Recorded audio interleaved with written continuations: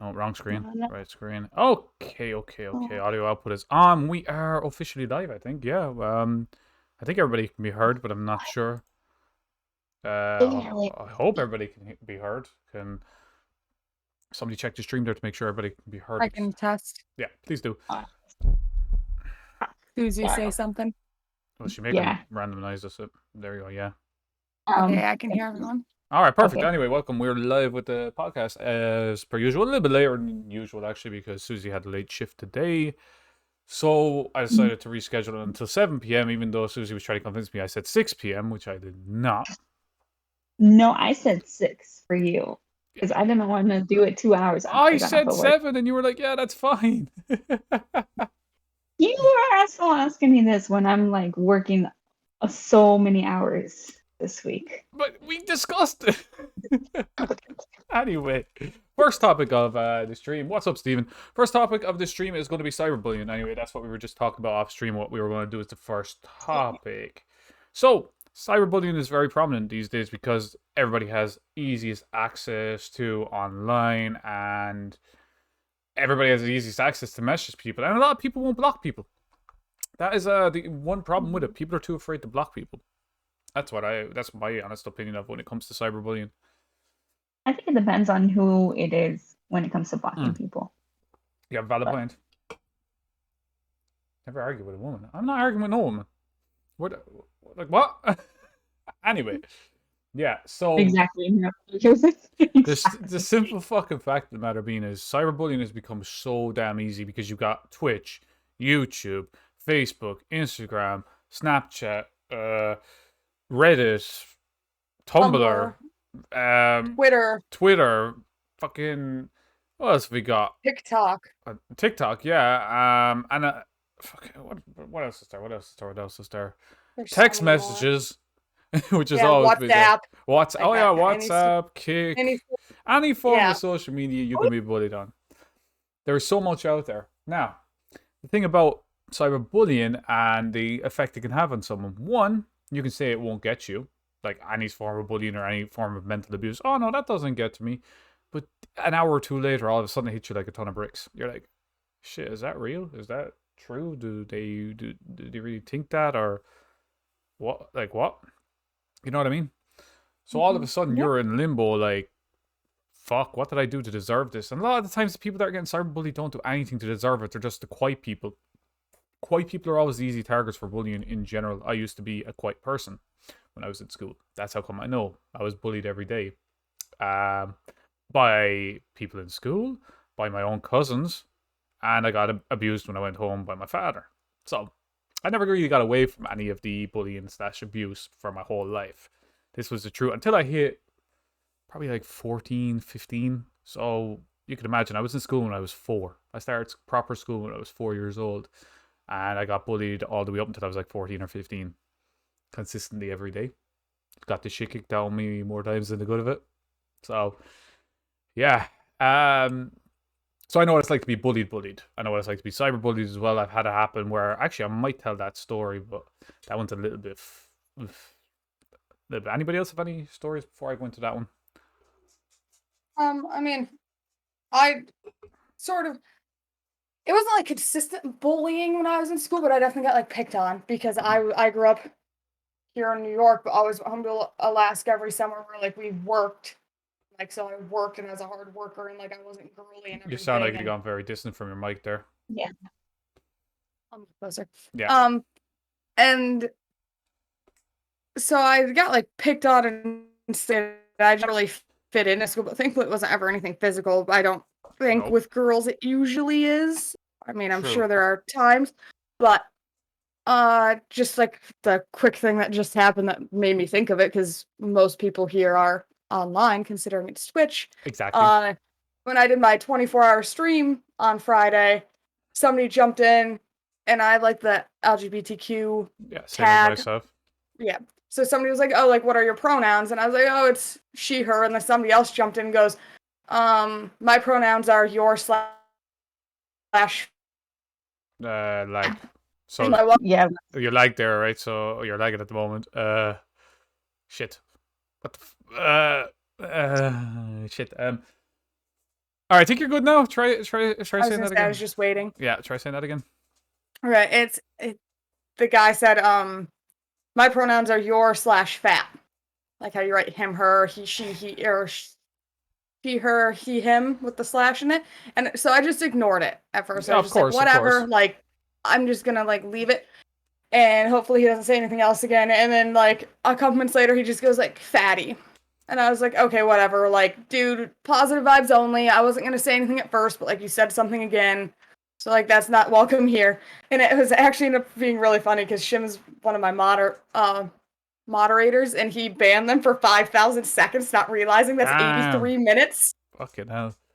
I would So it have was really permanently, funny, but I would have permanently banned that person though. Personally. oh, I went back in and did it. I permanently Yeah. banned them. But it was just kind of like brought it back to the forefront of my mind of the cyberbullying. That because for me personally, something like that doesn't bother me because I have been bigger than I am now, and I'm getting back to where I was. So like, it's like I'm comfortable with myself because I'm a work in progress, and like Exactly. that doesn't mean anything to me We're all a from work in that progress. person. Right, but a few months ago, a friend of mine texted me and like said how I'm this horrible person and like blah blah blah and all this shit, and that bothered me for like weeks Of because they were course. supposed to be a friend, and then they didn't even have the balls to say it to my face. They did it through a text message after I just spent the weekend with them. Yeah, that's fucking bullshit because Steven was there like saying that he got bullied for weight too in school. This is my point on the matter, right? When somebody is overly skinny, which you could be bullied for being overly skinny, don't get me wrong. I was overly skinny when I was in school, but say as an adult you're overly skinny, right? Or you're going for the opposite sex that's overly skinny. That sex is not going to be very good because there's nothing to grab onto. You need something to grab onto, people. Like, fuck's sake. Like, well, and in like Victorian ages, being overweight was attractive because it meant you were rich and you could afford food. Whereas being overly skinny with abs, big pecs, all the rest of that was considered poor. You're poor. You can't afford food. You just work hard in the fields. Times have changed so bad because another thing that causes cyberbullying as well, let's continue on with that, is the health magazines and these articles on Instagram, because they see people that look so fucking good, but they don't realize for that one photo / one video, they've dehydrated themselves. They have cut down weight dramatically to the point where they are at subpar 8%, 6%, 5% body fat, which is extremely unhealthy, by the way. To the point where this one picture, they went to the absolute limits for this one picture. And then after that, they're going to go and refeed on McDonald's or whatever the fuck is going to get them to get back some of their size. They're not walking around like that year round. They're walking around like that for one picture. And any one of them that is walking around like that year round is unnatural. They're on gear and they're fucking like, you know, they're eating right, but they're basically taking steroids to the point where that's how come they're able to stay that lean all year round. And that causes bullying because somebody's a little bit overweight or somebody's a little bit underweight. As I said, I was the latter. I was always a skinny kid. When I was 6 foot tall at roughly, I'm trying to think now, 162 pounds at 6 foot at 16. Now you can imagine how skinny that is. Yeah. Yeah. And you don't have muscle mass either. I had no muscle. I was just pure skin and bone. And then when I went to the gym originally, this is why I started the gym, was to change my whole physique around because I hated looking like, as I would say, woman skinny. Now, I don't mean that as an insult, but that's what I looked like as a man. It was like, when you're a man looking that thin, like you could be walking the runway as a supermodel, you know there's something not right here, and you know you need to sort that out. That was, my self-esteem was down about here when I was that thin. I felt like one of the most unattractive people in the world. I felt like I wasn't wanted and I wasn't needed, and it showed in my day-to-day activities and my relationship status and everything else that I literally felt like I didn't belong anywhere. Then I started to work out. At 24, I started to work out, but I had like a bit of issues at home, which had to stop me from working out for about a year. So really at 25 is where my fitness journey began. And that's why I really got into fitness. And now I'm in really good shape. I'm not the biggest, I'm not the strongest, but I legitimately go there and I stay in shape because I want to look this way. I want to actually look like I have some muscle mass and I don't look like I'm really skinny. And that caused a lot of bullying as well when I was younger. All step back. So you can be bullied for being skinny and you can be bullied for being fat. My friend gets bullied for being skinny all the time, and like she eats more than I do. Exactly. And she just can't, it's her metabolism. She just doesn't keep weight on, and she gets teased for it all So the the time. easiest way for her to get weight on is increase her carbs a lot more than she's eating, not her Oh, fats or that's all proteins. she eats. She eats pasta and bread and Pasta and yeah. bread, they only bloat I know you. that's the sugary They only carbs. bloat you. They don't actually. What she wants to be eating is more like potatoes, and this is not a Yeah. joke. Potatoes, Oh yeah. rice, and I'm talking not a little bit of rice. I'm talking about for potatoes you want to be having about 200 to 300 grams in a sitting. Yeah. For rice you want to be having about 200 grams as well. Or oatmeal. Oatmeal is great. 150, 200 grams of that is like 285 grams of oatmeal is 1,011 calories. So you lower that down to 200 grams, you're still getting about 700 calories. Right. There you go. That's a bit of Yeah. but sorry, what? Yeah. No, I was gonna say just to put it in perspective what you brought up earlier about the people that like dehydrate themselves and everything. The biggest scene in the last couple of years in media for that, Henry Cavill's bathtub scene in The Witcher. There you go. He talks about he didn't drink water for 3 days. By the end of it, he could literally smell water like a room away. And then he immediately went out and ate an entire pizza and a box of cookies This afterwards. was the same way with Hugh Jackman in the latest one of the latest X-Men movies. He was literally at about, you could actually see how dehydrated he was. He was so shredded and so vascular. What's your opinion on that anyway, Susie, since we're talking? So I was just going to say, it's not just that. They don't just also, starve themselves or limit themselves to that. It's also the fact that these media empires and companies and whatever will also go through and Photoshop them still. Yes. And so I forgot about that. Yes, absolutely. 100%. Yeah. So where they say if they have like a blemish, like a little bit of a spot on their arm or on their face, or if they just have a little bit of a love handle here, some editor is going to come in and Photoshop that little love handle off, Photoshop that blemish out. So many people do not have perfect skin. Let's put it this way. I say 95% of people do not have perfect skin. No matter how much I try and look after my skin is not perfect. I get like blotches every now and again and stuff like that. I deal with it at the end of the day.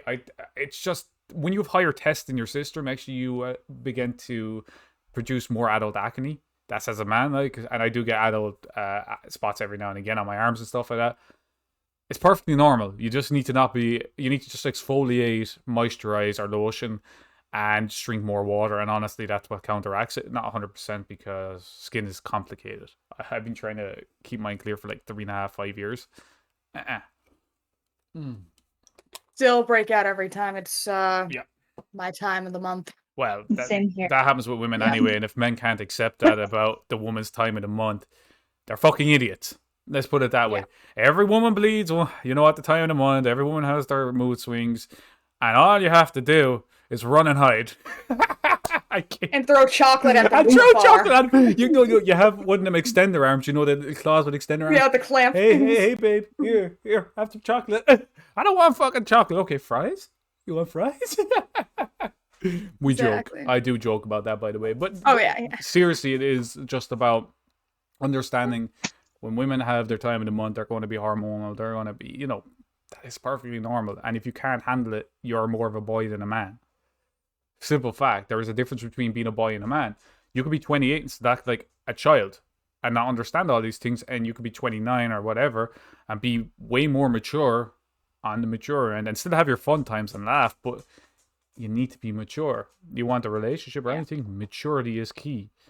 But also being able to let yourself go. Sorry, Susie? So it depends. Having a full-on mature conversation and relationship just gets kind of boring. Yes. Like sometimes you need to let your child out. That's what I was saying. You need to have fun as well. You can't be consistently mature, but you do need to be mature in a lot of cases. Not every case. Serious. Huh? Only when it's serious. Yes, when it needs to be serious, you need to have serious conversations. That goes for every relationship. Open communication, serious conversation. And if your partner says that they have a serious, this is something that happens all the time with me. They say, hey, this is serious. You need to put your phone down and look them in the eye and give them your undivided attention and not get short or irritated with them and like be serious for that time. Exactly. Because a lot of people, you'll be like, hey, I need to talk to you about something serious. And then like the person won't take it seriously or they'll have their attention divided and it makes the other person feel like they don't care. That is a very valid point.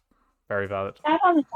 If you feel yourself getting angry too because they're having a serious conversation, just tell them, hold on, let me calm down. Like it's okay to take breaks in between serious conversations. Especially if it's something that's open communication is key. If you cannot be openly communicative with, even in friendships and families and relationships, they all are a relationship in a sense. A friendship, family, and an actual like relationship, intimate relationship, they're all the same type of thing. They're not going to be the same way you react, but if something is serious, just take time. Take 10, 15, 20, however long the conversation needs to be, and relax. And just listen. Don't interrupt. I have a habit of interrupting. I'm trying to work on that. That's a habit. I've had that habit for years. And it's so hard to break a really bad habit like that, because that is a really bad habit. And sometimes it just happens without you realizing, like you're talking, somebody's talking, all of a sudden you think they're finished, and then you're just like, oh shit, no, they weren't. Back up, back up. Happens too often with me, and I hate when it happens because I feel bad when it happens, because people lose their train of thought and they don't know what the fuck they're talking about after that. And that sucks. It really does, because you don't want to be the asshole being like constantly needing to think, people constantly think you need to be talking over them, but you don't mean to do it. Yeah.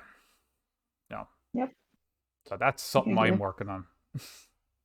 I think the whole thing with interrupting people, there's like an art to it. If it's a one line interjection of like, okay, so when I was at the movie theater the other day and I watched Spider-Man and somebody goes, oh, I just saw that too, that's an acceptable interruption. But if they go, oh, I just saw that too, and then starts to tell their own opinions and story on it, then that's rude and not okay. Yeah. So like there's a little bit of a balance of like there's interjecting and then there's interrupting. Yes. And I think that's like a fine line to walk. 100%. And like sometimes, you just need to take a step back and be like, shit, okay, stop, shut the fuck up, let them speak in your own head. Not obviously, you're not going to say that shit out loud, excuse me. But I think it stems back from streaming as well. You're like, a lot of the time I'm talking to myself or talking to chat, so I'm used to just ranting and raving on my own, and all of a sudden you're in a conversation with someone and you just it's a bad habit. It needs to be broken. That's why I try and do a lot of co-streams as well, to kind of, well, not even a lot these days. I used to do a lot of co-streams. I found it took too much time because I was doing 2 streams a day every day. I was doing a single stream and then a co-stream, and it wore me out. So I cut it down to just 1 stream a day, doing 2 a day because obviously the later time. Let's have a trajectory. Oh, so this is where it would be kind of a, what should we call it, a thing to a different topic now. That's that word? What's that word? Segue? Thank you. A segue. So let's talk about, as being a streamer, and you get them streams where it's dead silent. Now, I had one of them today. You do get them. Like for 95% of the stream, it was just me on my own talking to myself. Like I have quite a few followers, but there are days where you still get these lonely streams, and how to deal with that effectively is really hard, because you're just talking to yourself and you're trying to keep a conversation going. It's so fucking hard. Lucky enough, after about the 4-hour mark, I had a couple of people, but it really disheartens you on that day, because you're like, did I do something wrong on this day? Did I do something wrong the day before? Why are people not coming back in? But then you also have to take a step back and realize people have lives too. So some days it's just going to be like that. And I don't know, a lot of times you could start feeling down about it or anything else, and it's hard to pick yourself back up, I find, after that, in a case. Yeah, obviously, Susie, jump in if you have something to say. But I know for me, like, I'm still kind of at the point of my chat isn't very active anyways. So, like, I have a few people, so, like, when Shim's off work, he tries to get chat going. Dale's, I don't know if you guys have played with him or anything yet, but he's works when I stream. So what he'll do is when he has, like, a little break in between stuff, he'll jump in chat, but, like, he mainly lurks. And I just try to, like, there's days where I'm tired and I can't do it and talk to myself, and I notice my viewers are lower those days, but I try to just, like, narrate what I'm doing when that happens, just so that way if somebody new comes in stream, at least I'm talking. That's what I was doing today. That sort of thing, but it definitely does get in your head of, like, oh, like, why weren't people, like, in chat today? But then, like you said, it's like, oh, like, today I wasn't in your stream because I was cleaning, so, like, I was lurking and listening to it, but I wasn't, like, typing and interacting. So that's where it gets, and then you're thinking, did I do something wrong today? Do I need to swap games? Do I need to do this? Do I need to do that? What do I need to do? Because I found before, like I have to cut Jackbox out for a little while out of the stream. This is a fact because I'm waiting around most times with Jackbox for about 20, 30, 40 minutes for people to come in to actually be able to play a game. And that is not a fun time because trying to talk, I know I've, like Susie's recommended playing guitar or stuff like that. My voice is half shot sometimes because I was singing or playing guitar the day before. So I can't really do that. And then I could watch YouTube, do some try not to last beforehand, but then people are coming in looking for Jackbox. Why aren't you doing Jackbox? It's because it's kind of, I don't know what to do on a Saturday now, so I'm trying to think what to replace Jackbox with for the time being, maybe like 3 or 4 weeks, just to give it a break. The reason oh, sorry. No, continue. I didn't realize you were. Yeah, all right. The reason why I mostly do is because my mother likes to play it at the end of the day, but I can't really play it if there ain't enough people to play it. Right. You know how Jackbox is. So anyway, what were you saying, Susie? Oh, I was just gonna say what you should almost do is like when you do a Jackbox stream, have it set for a longer stream, and before you start streaming, stream a different game like until people start coming in. Once people start coming in, ask them, do you guys want to play Jackbox? If they say yeah, and you have enough people, then switch over. If they say no, then just continue playing whatever you want to play or whatever you're playing at the time. And that's how I see it, because especially for me, because when you start streaming, it's like 5 a.m. for me. I was about to say pushing the time back might work too, switching the time. Yeah. I could try that maybe on the Saturday, try to switch it to 5 p.m. and see if that would work. Which is why I said even try playing the different game at first, and then once you get the viewers and people coming in, then switch to Jackbox. Yeah, that's actually not a bad idea. Like, so say I could do like Souls up until 5, eat dinner, come back down, start up Jackbox, then after that, yeah, that could work. Actually, never even thought about that. See, this is why I asked, when I was asking other people for their opinions, nobody was giving me their opinions, and it kind of makes me not be able to figure out a solution. Because at the end of the day, streamers are humans too. People work are humans too. Everybody's a goddamn human, and we make mistakes, and we try to learn from. If you don't learn from your mistakes, you're never going to make it. And that goes for fears. Like, I think, did we talk fully in fears about stopping you, the other stream, or did we kind of only graze over the top of it? I can't remember for the life of me. Wait, what are you talking about? Fears stopping you, like stopping you in life. Fear of failure. Yeah, fear. Did we go fully in depth on that? Or I don't think we went fully in depth into it. I think we just kind of glossed over it. All right. Well, let's actually try and go more in depth into that. So when I was talking about fears of the unknown, fears of, failure, fears of everything else, if we all lived in a world where we were determined by our fears, that would be an empty world. Nobody would do anything. Like, if you were afraid, oh, what about if I fail? Or what about if I can't save enough money by this period? Or what about if it fails itself? If you live like that, you're not ever going to succeed at anything. For a great example of this was, I can't remember, I know Thomas Edison was given credit for inventing the light bulb, but somebody else invented it before him. I can't remember who. There's a whole history there. But he didn't invent that on the first try. That could have been thousands of tries later, but he didn't give up. People that became famous, they could have been in B movies or shittier roles up until a certain period of time, and then all of a sudden now Henry Cavill, for instance, is a big star, as mentioned, or Bruce Willis, his breakout role was Die Hard, and I think he was in movies before that as well. I'm not 100% sure. Leonardo DiCaprio, he wasn't a big name back in the 90s. So on and so forth, but they're all, look at him now. Eminem as well, like, he wasn't the biggest rapper out there, but look at him now. He's one of the highest grossing rappers. Dwayne Johnson, one of the highest paid actors. Do you think when they started that they thought they were going to get anywhere? Hey Denise, how are you getting on?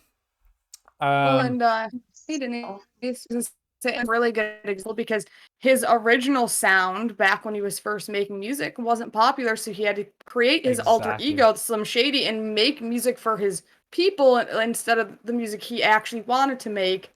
And so he had to adapt and kind of go a kind of different route that he may not have wanted to get to where he is now, that now he's writing music that's like 100% his sound. Exactly. And not a front to play into like what's popular right now.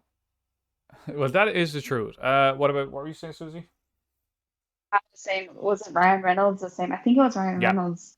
I might be thinking of someone No, else you're right. where he started off at the low end, and now he's like every straight guy's fantasy. Yeah, so for instance, Ryan Reynolds was in a lot of rom-coms. A lot of rom-coms originally. Not what he wanted to do. He wanted to play Deadpool.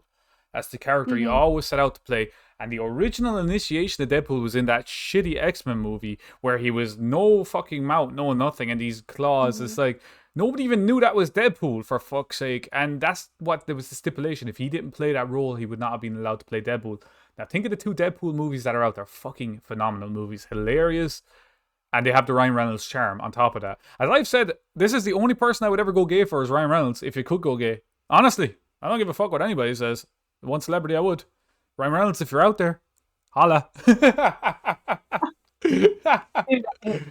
like saw a TikTok video and it's just Ryan Reynolds sitting there, and I sent it to you, Craig. And I'm just like looking at the comments. All these guys are like, "I'm single, by the way." I'm like, Yep. But think about the amount of money that comes along with after. that. You know, think about the amount of money. And he's just naturally funny. You know, he is actually naturally funny. He has that funny bone. A lot of people struggle with that. Like me, I have my funny. People think I'm funny. I think I'm not funny. In all honesty, I think I'm one of the least funniest people out there. That's not even a joke. That's the way I think about myself. I don't find myself funny at all. And then I'm told I'm funny. I'm like, that's just naturally me. I don't try. Whatever comes out my mouth is whatever comes out my mouth. No filter. I don't have a filter. Like, I'm surprised I don't swear a lot on the podcast because I swear a lot usually. So it's just like, see, I'm nearly about to swear there, but I can actually hold myself back from swearing if I need to. But when I'm gaming and when I'm talking normally off podcast, it's F this, F that, shite. I have a quick funny story about swearing, if that's okay. Yeah, absolutely. I jumped on last night into a friend's stream to play a couple games of Smite, and I said, I don't even know what I said at first. It didn't even register that I swore, and he goes, "Oh, Jesse, this is a family-friendly stream," and I go, "Oh shit, sorry." I was like, "Dang it." Hey, that's me rubbing off on everybody at this point. You talk to me, I rub off on you. Come on. Sorry? No, I just said that's exactly what I was thinking. You literally rub off on anyone. The thing is, it's like, why hold back who you are as a person? I'm not family friendly. I'm not going to fucking put myself on a family friendly goddamn tag and try and act like someone I'm not. I want people to see the real raw person that I am so they can get to know the real me and not this fake fucking personality that's on Twitch. It's like, oh, follow me, sub to me. If you come in and you don't like me, fuck it. I don't want you here anyway. Simple fact. You come in here, you enjoy my content, stick around, have more of it. When I first started streaming back in 2019, I was so desperate for followers. I didn't care. I was trying to be someone I wasn't because I was like, this is what's going to get me followers. Now I'm the raw version of me.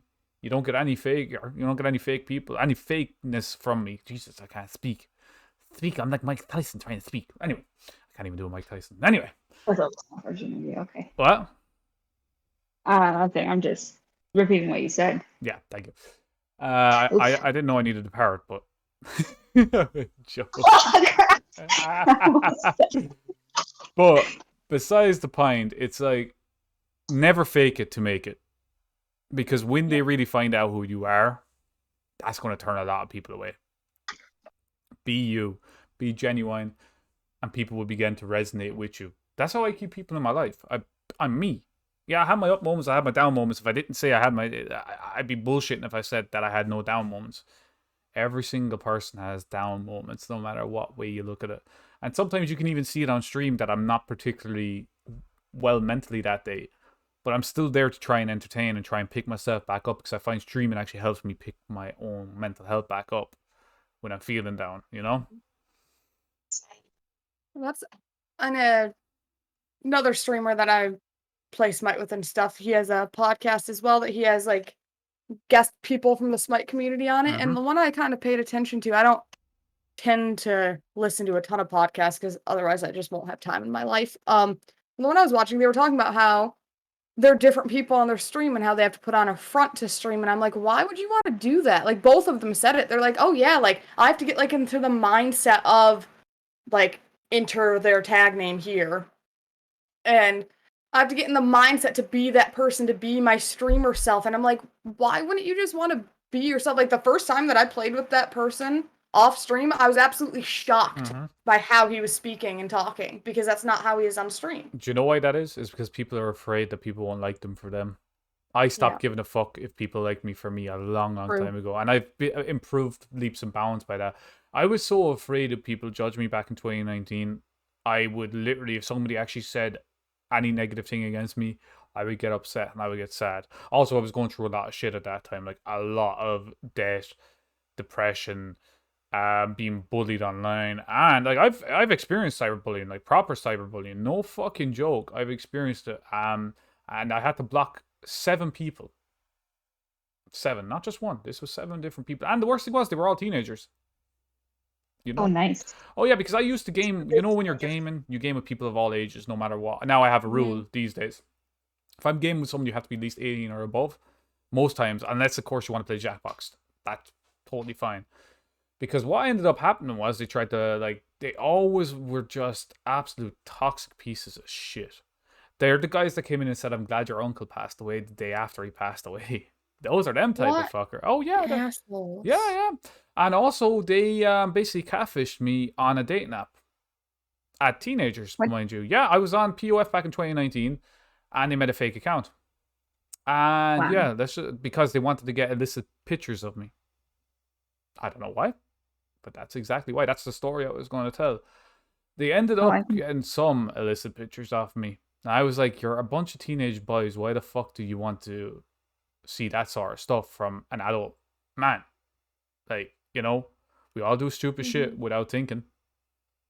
And that's one of them times where I'm like, what about if you get caught with pictures like that? Am I the one that's going to get in trouble? Yes. You see what I'm saying? So the worst thing it was that shit happened to me, and then I just completely just removed every single one and was like, you know what? This is just fucked up. You all need to get some help, because this is not normal behavior. Even for teenagers, this is not normal behavior. I was a teenager once too. I did some stupid shit as a teenager, but nothing to that fucking extent. I actually was sick to my stomach about it, like. But they tried to blackmail me, and I just removed all of them, and I was like, try blackmailing me now. It's not possible. You don't have any contact with anyone. You're blocked. Plain and simple. Right. So yeah, for people like that, a lot of people are afraid to block. Me, I'm just like, fuck it. Whatever. Do what you want. Absolutely. Block them immediately. So that is one of the things that stuck with me for quite a while, because I was just like, what did I do to deserve this? I've already been through enough, and this is the type of shit you're doing when I'm just trying to live my life. Yeah. People like that. That's cool. People like that are annoying, and they honestly usually, like, the person that came into my chat, and like I said, that wasn't even that bad or anything. It just reminded me, oh, that's a good topic to talk about. But absolutely.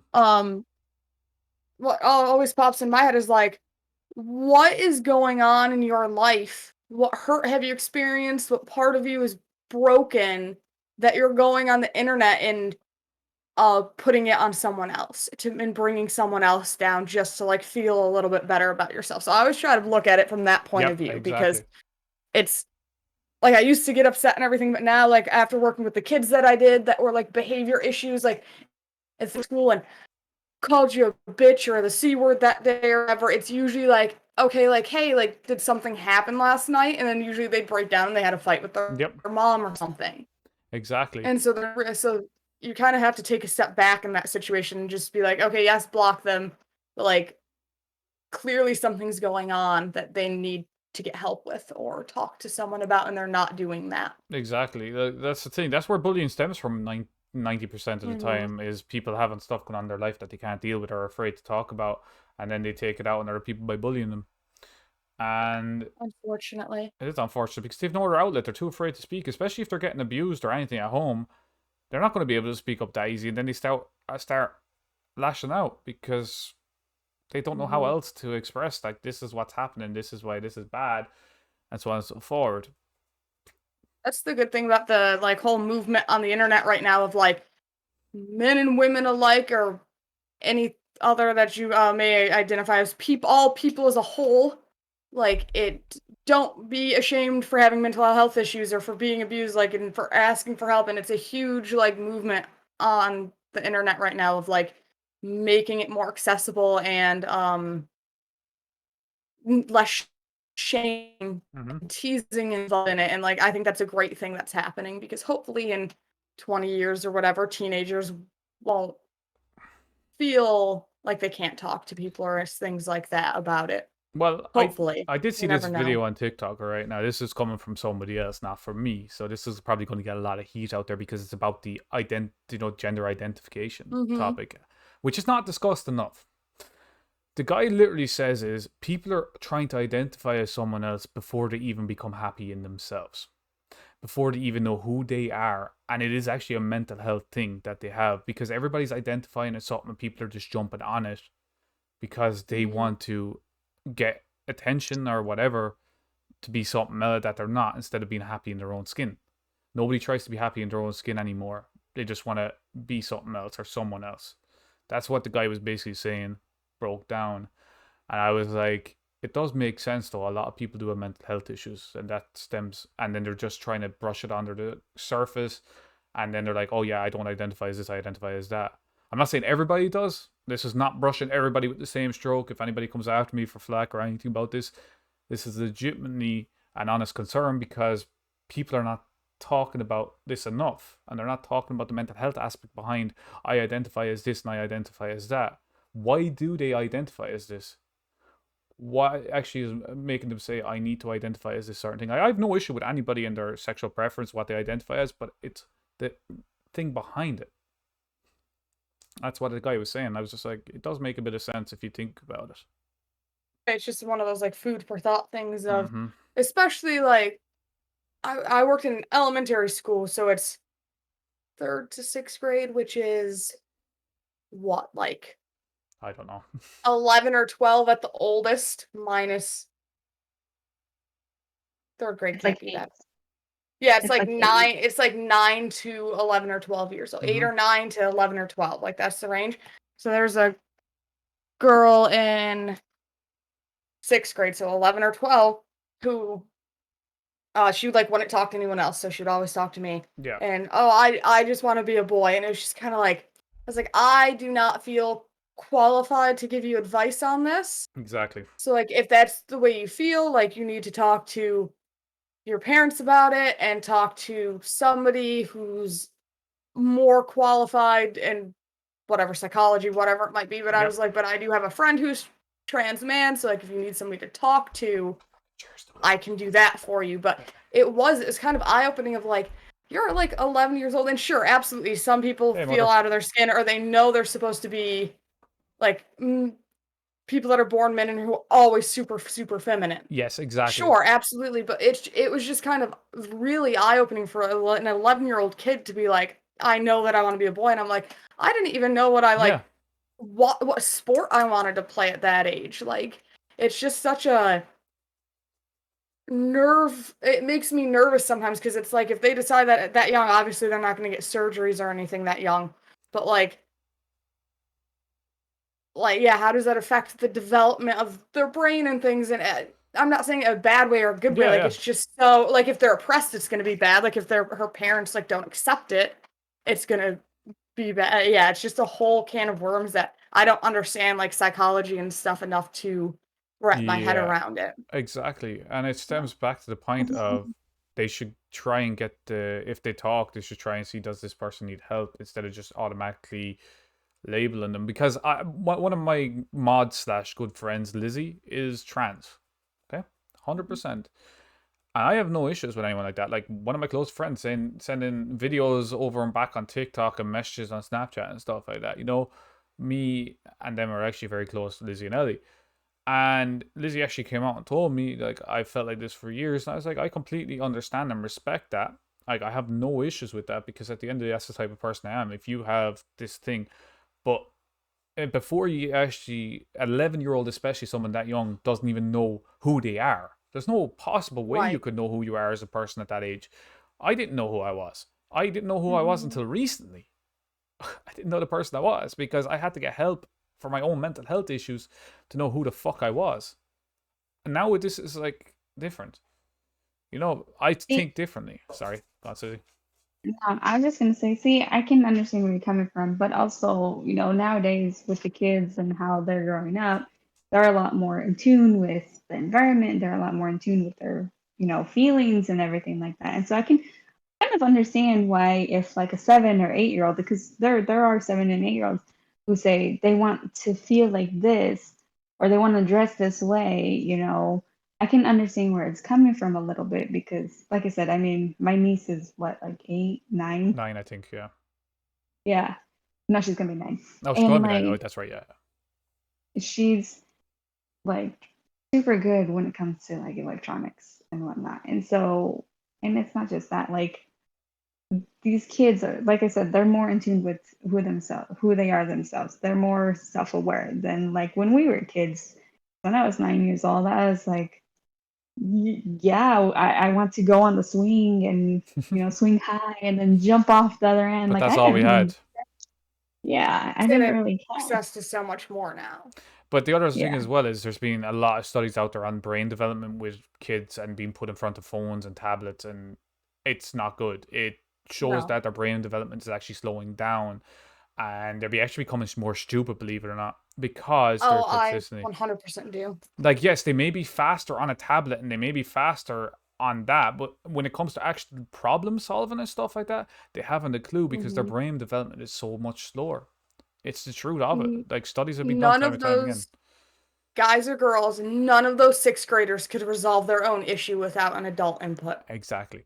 And I was like, when we were kids on the playground, like, you could resolve everything, but this is like, oh, like, Miss Haynes, that's my last name. Like, Miss Haynes, like, so-and-so told me that my coat's ugly, like, write them up. And I'm like, dude, like, resolve it yourself. Either tell them to be quiet and leave you alone, or tell them that it hurt your feelings and you don't appreciate it. Exactly. Or walk away. Yeah. Like, and they don't problem solve for themselves at all. And the other thing is, like, I don't know if it's curriculum changed or what, but like, holy cow, do they not know anything? That's my point. I remember in 6th grade when like geography tests and stuff, and I knew where everything yeah. was and capitals and everything, and you're like, oh yeah, I went to like, not Washington D.C., but for the sake of this being kind of international and people from being all over, like, oh yeah, I went to like Washington D.C., and the kids are like, what's that? And you're like, the capital of this country, and they're like, what?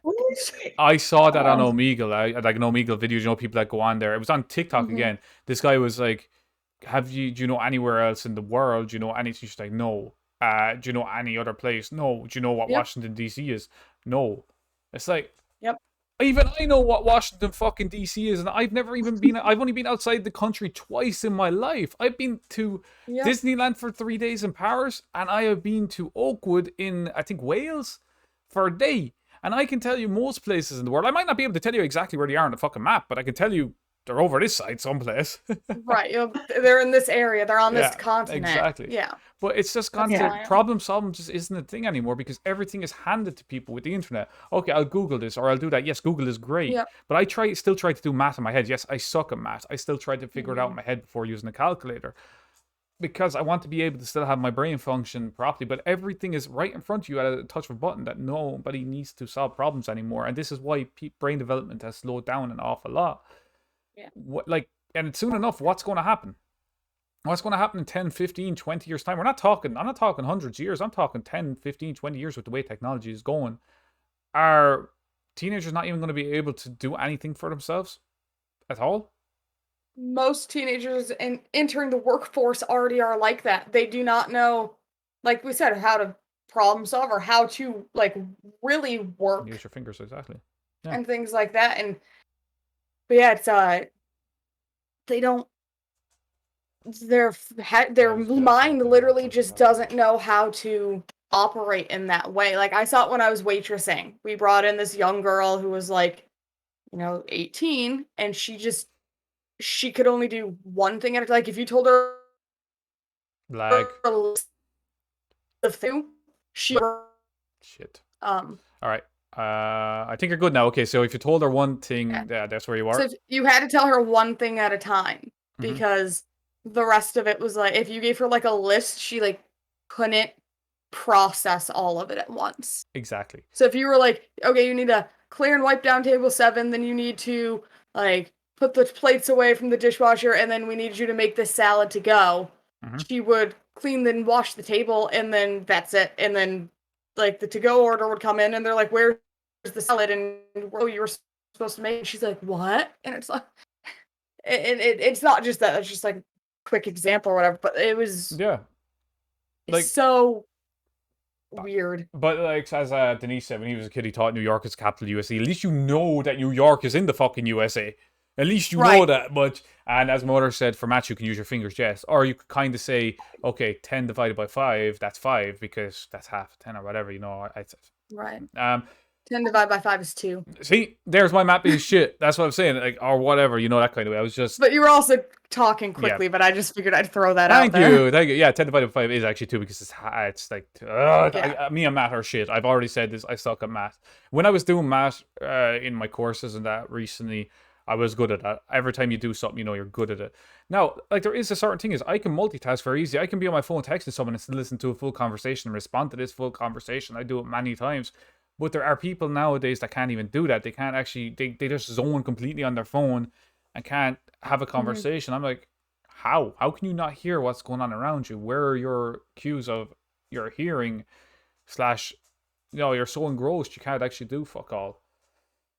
Yeah, and Denise just said that like he can only want to do maximum, and that's like totally completely fine. It's just specifically in like a restaurant business, you kind of have to be able to think about more than one thing at a time. Yes. Waitressing. You have to be able to go, okay, like that table's food is about to be up. I haven't gotten their drinks yet, and I still need to put this order in. What order can I do it? So like in certain things, obviously it's perfectly fine. It's just specifically for waitressing that I was talking about, because in that sort of job, you need to be able to do more than one thing. High speed, right? High efficiency. And you have to know, okay, I need to get the water before I put the order in. Like, yeah, it's all just how to process it and how to execute things. That's what I'm trying to say. Of course. It's like, anyway, Susie, you know what? You haven't said anything in a while, so you go. No, I'm sorry. I had so much that I wanted to say, and then I lost most of it. But the one thing I wanted to say, though, is how you mentioned you can text or be on your phone and listen, have a conversation with somebody else. My thing is, do you hear them or do you actually listen to them? Because I know I can do the same thing. If I'm on my phone, I can have somebody talking to me and I can hear them. The words are going through my head.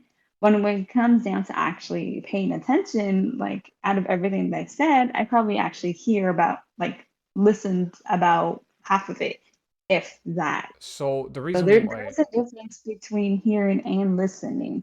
So there's a reason why I'm able to do this very efficiently. As you've seen when I stream, I'm able to read comments, focus on a game, and chat at the same time. That is why I'm actually able to. It actually has translated over to now. Go back before I started streaming. No, not a fucking hope. But now I can actually do it because I'm so used to reading comments like I am over here, chatting to you, and actually taking all the information in. Like, for instance, I read, like, my memory is bad. Like, all the time working, I carry a notepad around when I'm asked, like, to do multiple things. For instance, see that I had a 4-hour phone call with a girl and I recently talked to. Nice. Yeah, Jace, the whole thing, that's the whole reason why waitresses carry notepads. So again, it's the initiative to write it down and stuff. Like, and as my mother said, like, I do the same thing. When she was in school, they had to do maths in their head. When I was in school, we got a calculator, and now it's the same thing. Like, it's going to be that same way. We don't actually have to use our brain 100% efficiently anymore, and that's where the whole degeneration of the what was the word I was using before? Fuck. See, that's funny because for us, when we're learning stuff like multiplication and stuff like that, we have a calculator, but we had to do it all in our head first. We had to write it down. We had to use. You have to show your work. Yeah, and then we can use the calculator to, make sure that the answer would go. Right, to double check. That's how it works for us. Yeah. Yep. Exactly. That's how it is here in the States. They have you have, like Susie said, you have a calculator to check, but you have to show 100% of the work to show that you do the steps and you didn't just get lucky by plugging numbers. That's the same thing that we had to do as well. It ain't just as simple as, but now I don't even know how it works because I've been out of school since 2008. Here it still works the same way. Because the kids in 6th grade complain on like their math test when they have to not use a calculator, and it's like, guys, like, you can do it. but most So of them can't. Exactly. yeah, no, speaking of that, like when I went to, because I was going to OSU for about a year and a half, and I wanted to be a teacher. One of the classes we had to take was maths. I don't remember what, but it was essentially teaching elementary how to do math. It was a little more complicated. And I remember looking at that and I was like, holy shit, like how is this so much easier than when we learned how to do math? Like there's so much more steps and processes. The And stupid then whisker boxes, Common Core math bullshit that they do now is it's I have no idea. so dumb. yeah. Sorry, Susan. And then you oh I have no. strong opinions about that. And you see, like these other math problems and they're like, oh, this is how we have to do math. And you look at it and you're just like you're adding 38 plus 11, but the way that they add is so different. It's like, why are you adding 49, like like 5 minutes? So the way they do it now, taking the math problem she just gave, 38 plus 11, you break it and you go 30 plus 10, and then 8 plus 1. And you do 8 plus 1 is 9, and 30 plus 10 is 40, and then 30 plus 10 is 40, and then you do 40 plus 9 is 49. All right. And that's how they That do it is the now. dumbest shit ever, because all I would do in my head there was literally 38 plus 10 is 48 plus 1 is 49. Simple. Right. Why the fuck are you making it more complicated? So what it really is so they still teach the normal way of doing it, of like, okay, 10 times 4 is done like this, and then they have the way to break it down and everything. Basically with the Common Core, whisker boxes, all that stuff, it's for the 2 or 3 kids in every class that can't wrap their head around the normal way. Yeah. But unfortunately, the whole class has to learn this really weird roundabout way for the sake of those couple of kids, which is good for those couple of kids, but for everyone else, it's just kind of like, this is dumb because I know how to do it the quick way. I'm thinking, did you know that TikTok guy, the black guy that's always like showing people that are doing stupid shit and then he just points it out and he's just there with the maths like, He just points to it and you're fucking idiots, like. He's so hilarious. My mother's maths got better from playing darts. She was saying that to me actually the other day. Yeah. I can't fucking calculate that quick because you know how quick darts can go. People could be there. All right, that's 120. You have to be There's. so fast. I'm like, fuck that. I know I'm all right at math, but like, that's way too fast for me. No. But yeah, that's the basically brain development slowing down an awful lot. People can't do simple math anymore. And Denise, about your simple multiplications. So like, if you go 5 times 5, what's 5 times 5? Anybody? My brain is not working right now. 25, yeah. 25. Right, yeah. So, see, you're a teacher, so your maths are probably on point. But when you've been out of doing maths for like 3 years, you don't use it in every day. And even when you're working in a store, a POS system will do the math for you. Right. So, but like, let's go back to education again. So I've never had a proper job, and there's a reason for this in Ireland. One, I ended up with severe depression. Well, spent 90% of the time in my room, so I had no drive, no motivation. But then when I did want to get a job, I went and got myself education for 2 years, got fully qualified in retail, business management, marketing, and communication. And I can't get a job in a fucking shop in my own town. And I am fully qualified to be a manager. Now, this is why I fucking hate my town, because it is absolute bullshit. I would love to be out working, making some extra money. Honestly, would love to, but I just can't get a job. I mean, something like 12 times 8, 23 12 times 8 is 96. Yeah, that's not simple for me. Let us see. 4, carry the 2, 16, 184 plus. It's true. 23, 184. So that's 200 and I lost my train of thought with the 23 times 18, but I could do it if I had to. 236? No, you're good, Denise. I genuinely, so I'm a carrier for genetic disorder that I'm actually not good at math. It's like scientifically proven that when you're a carrier for this, you struggle with math. Lag. It's always in an I do multiplication charts, and those tests that they do, I don't know if you guys ever have to do them in other countries. Yeah. You have like 5 minutes with, no, you don't just, it's not disappointing, Denise. I'm just like throwing it out there. Like I said, I get to practice it regularly. Like I do multiplication tests with the kids still. Yeah, see, like so you're not dumb. Like it's just you're out of practice with math. Like when you're out of practice, like with anything, you're not going to be good at it. It doesn't matter how much you want to be or how much you want to force your brain to change. It's not possible. So And getting to think about like with the, oh, sorry, Susie, go ahead. Go on, Susie. Oh, no, I was just gonna say too, a lot of people don't understand math, so you're not alone in these. Like, Yeah. a lot of people struggle and they have to, really put in the time and effort to do what they do. But with me, when I was growing up in elementary school, I absolutely loved math. Like, I would put in 5 minutes a day for like the multiplication table charts where you had like 2 minutes to complete it. I'd literally put in 5 minutes a day, and there was only like three of them that I didn't understand, but like I still knew how to do it. And so that continued all the way up until I failed for my first time in high school. But that's a different story. But there are very few people who do seem to actually love math, just like there are a few people who love science, because those are complicated things. What makes me laugh? Sorry, yeah. Well, what makes me laugh was when I was in school, the only high grade I got in my third year in community school, which is like, I think it was 13 or 14 at the time, I don't know what that is for high school, was a B+ in math. Well, that was my highest grade, and I suck at math. But it was the teacher that actually taught it that it broke it down so good, I was actually able to understand it.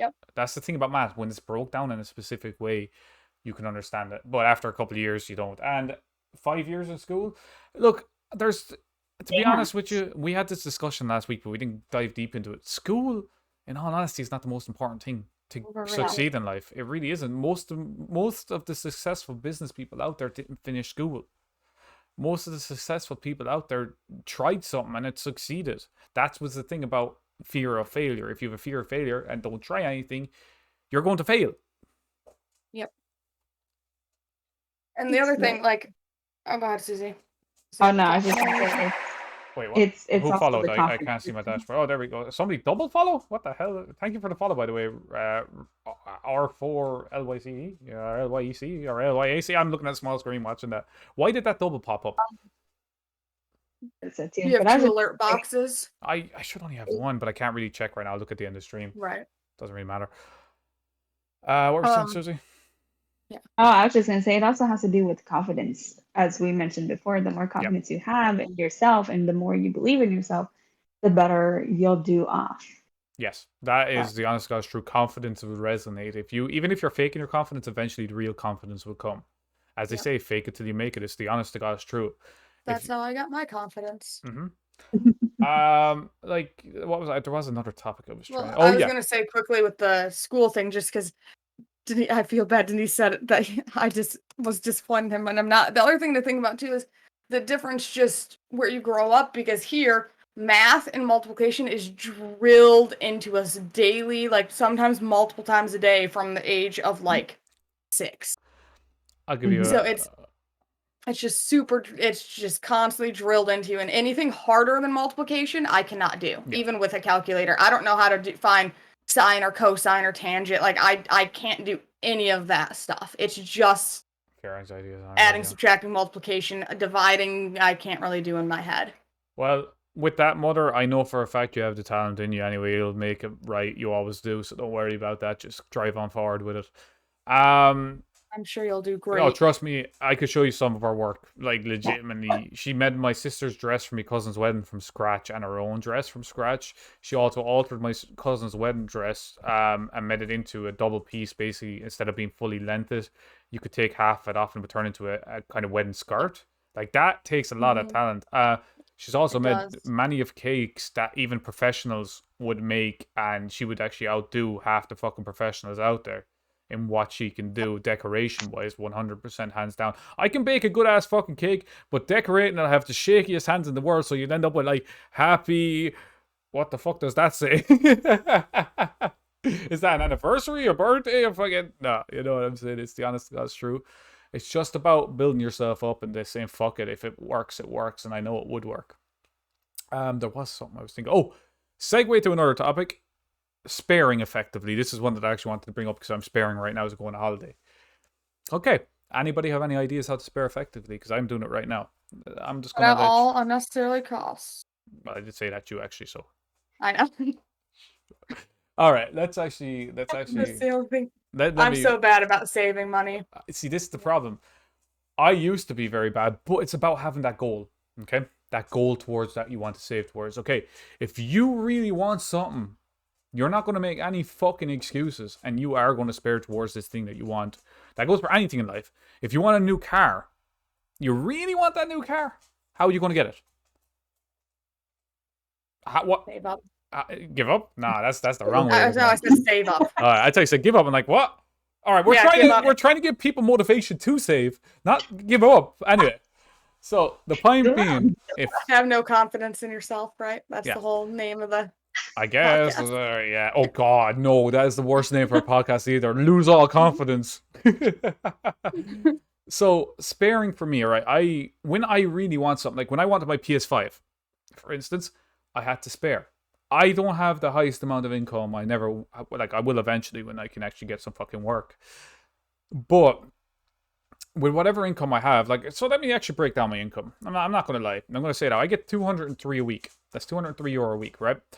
80 of that is straight gone. That's to rent and to help out with like food expenses and stuff like that in the house. I get 123 to myself. I think that breaks down to that. If I'm not mistaken, 80 from 203 is 123.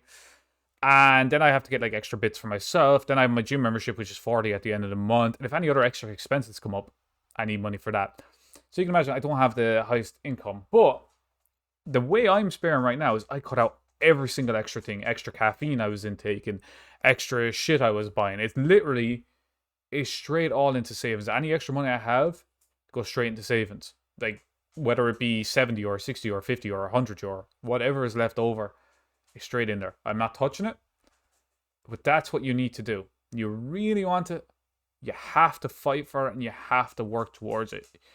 It's not going to fucking fall out the sky and land. Well, if it fell out of the sky, we'd be all like, who the fuck is throwing cars at me? Yeah, bastard. You know what I mean?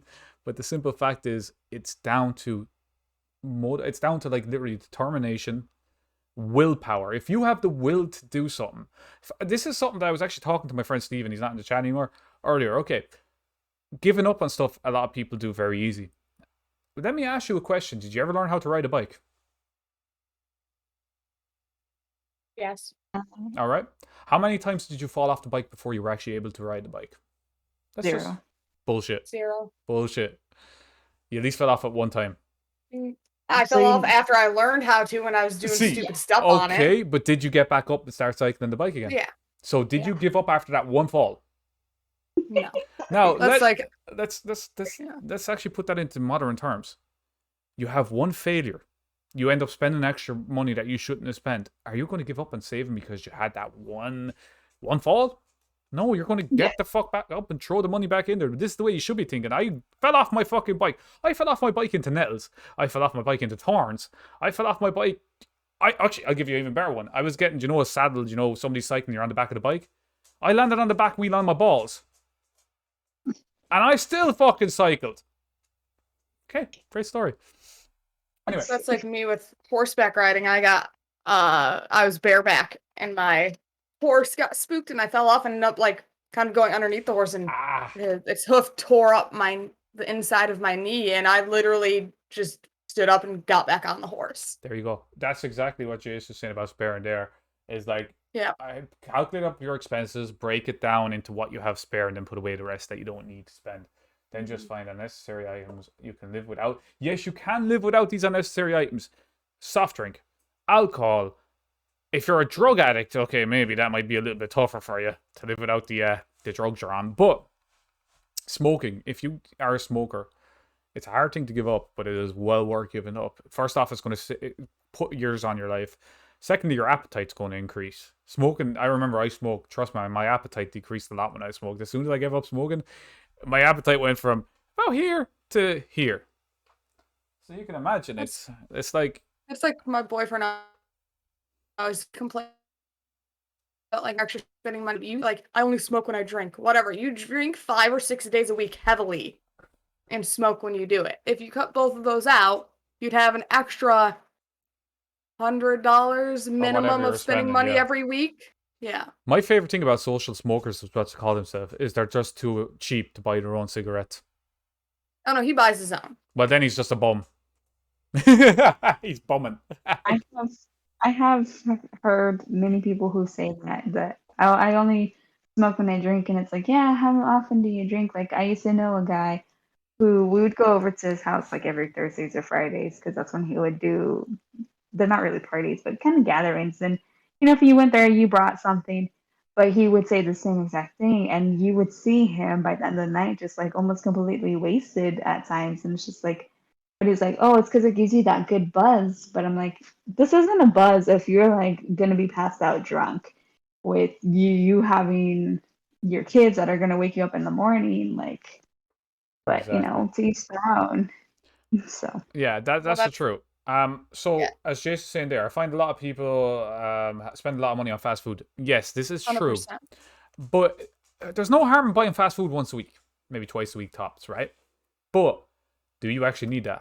I would have say, all right, say you spend me, for instance, when I go to McDonald's, I spend €15 minimum because I eat a shit ton of McDonald's when I'm there. I have it very rarely. Hmm. Now, if I was doing that twice or three times a week, 15, 30, add on another 15 is €45. That's 3 times a week.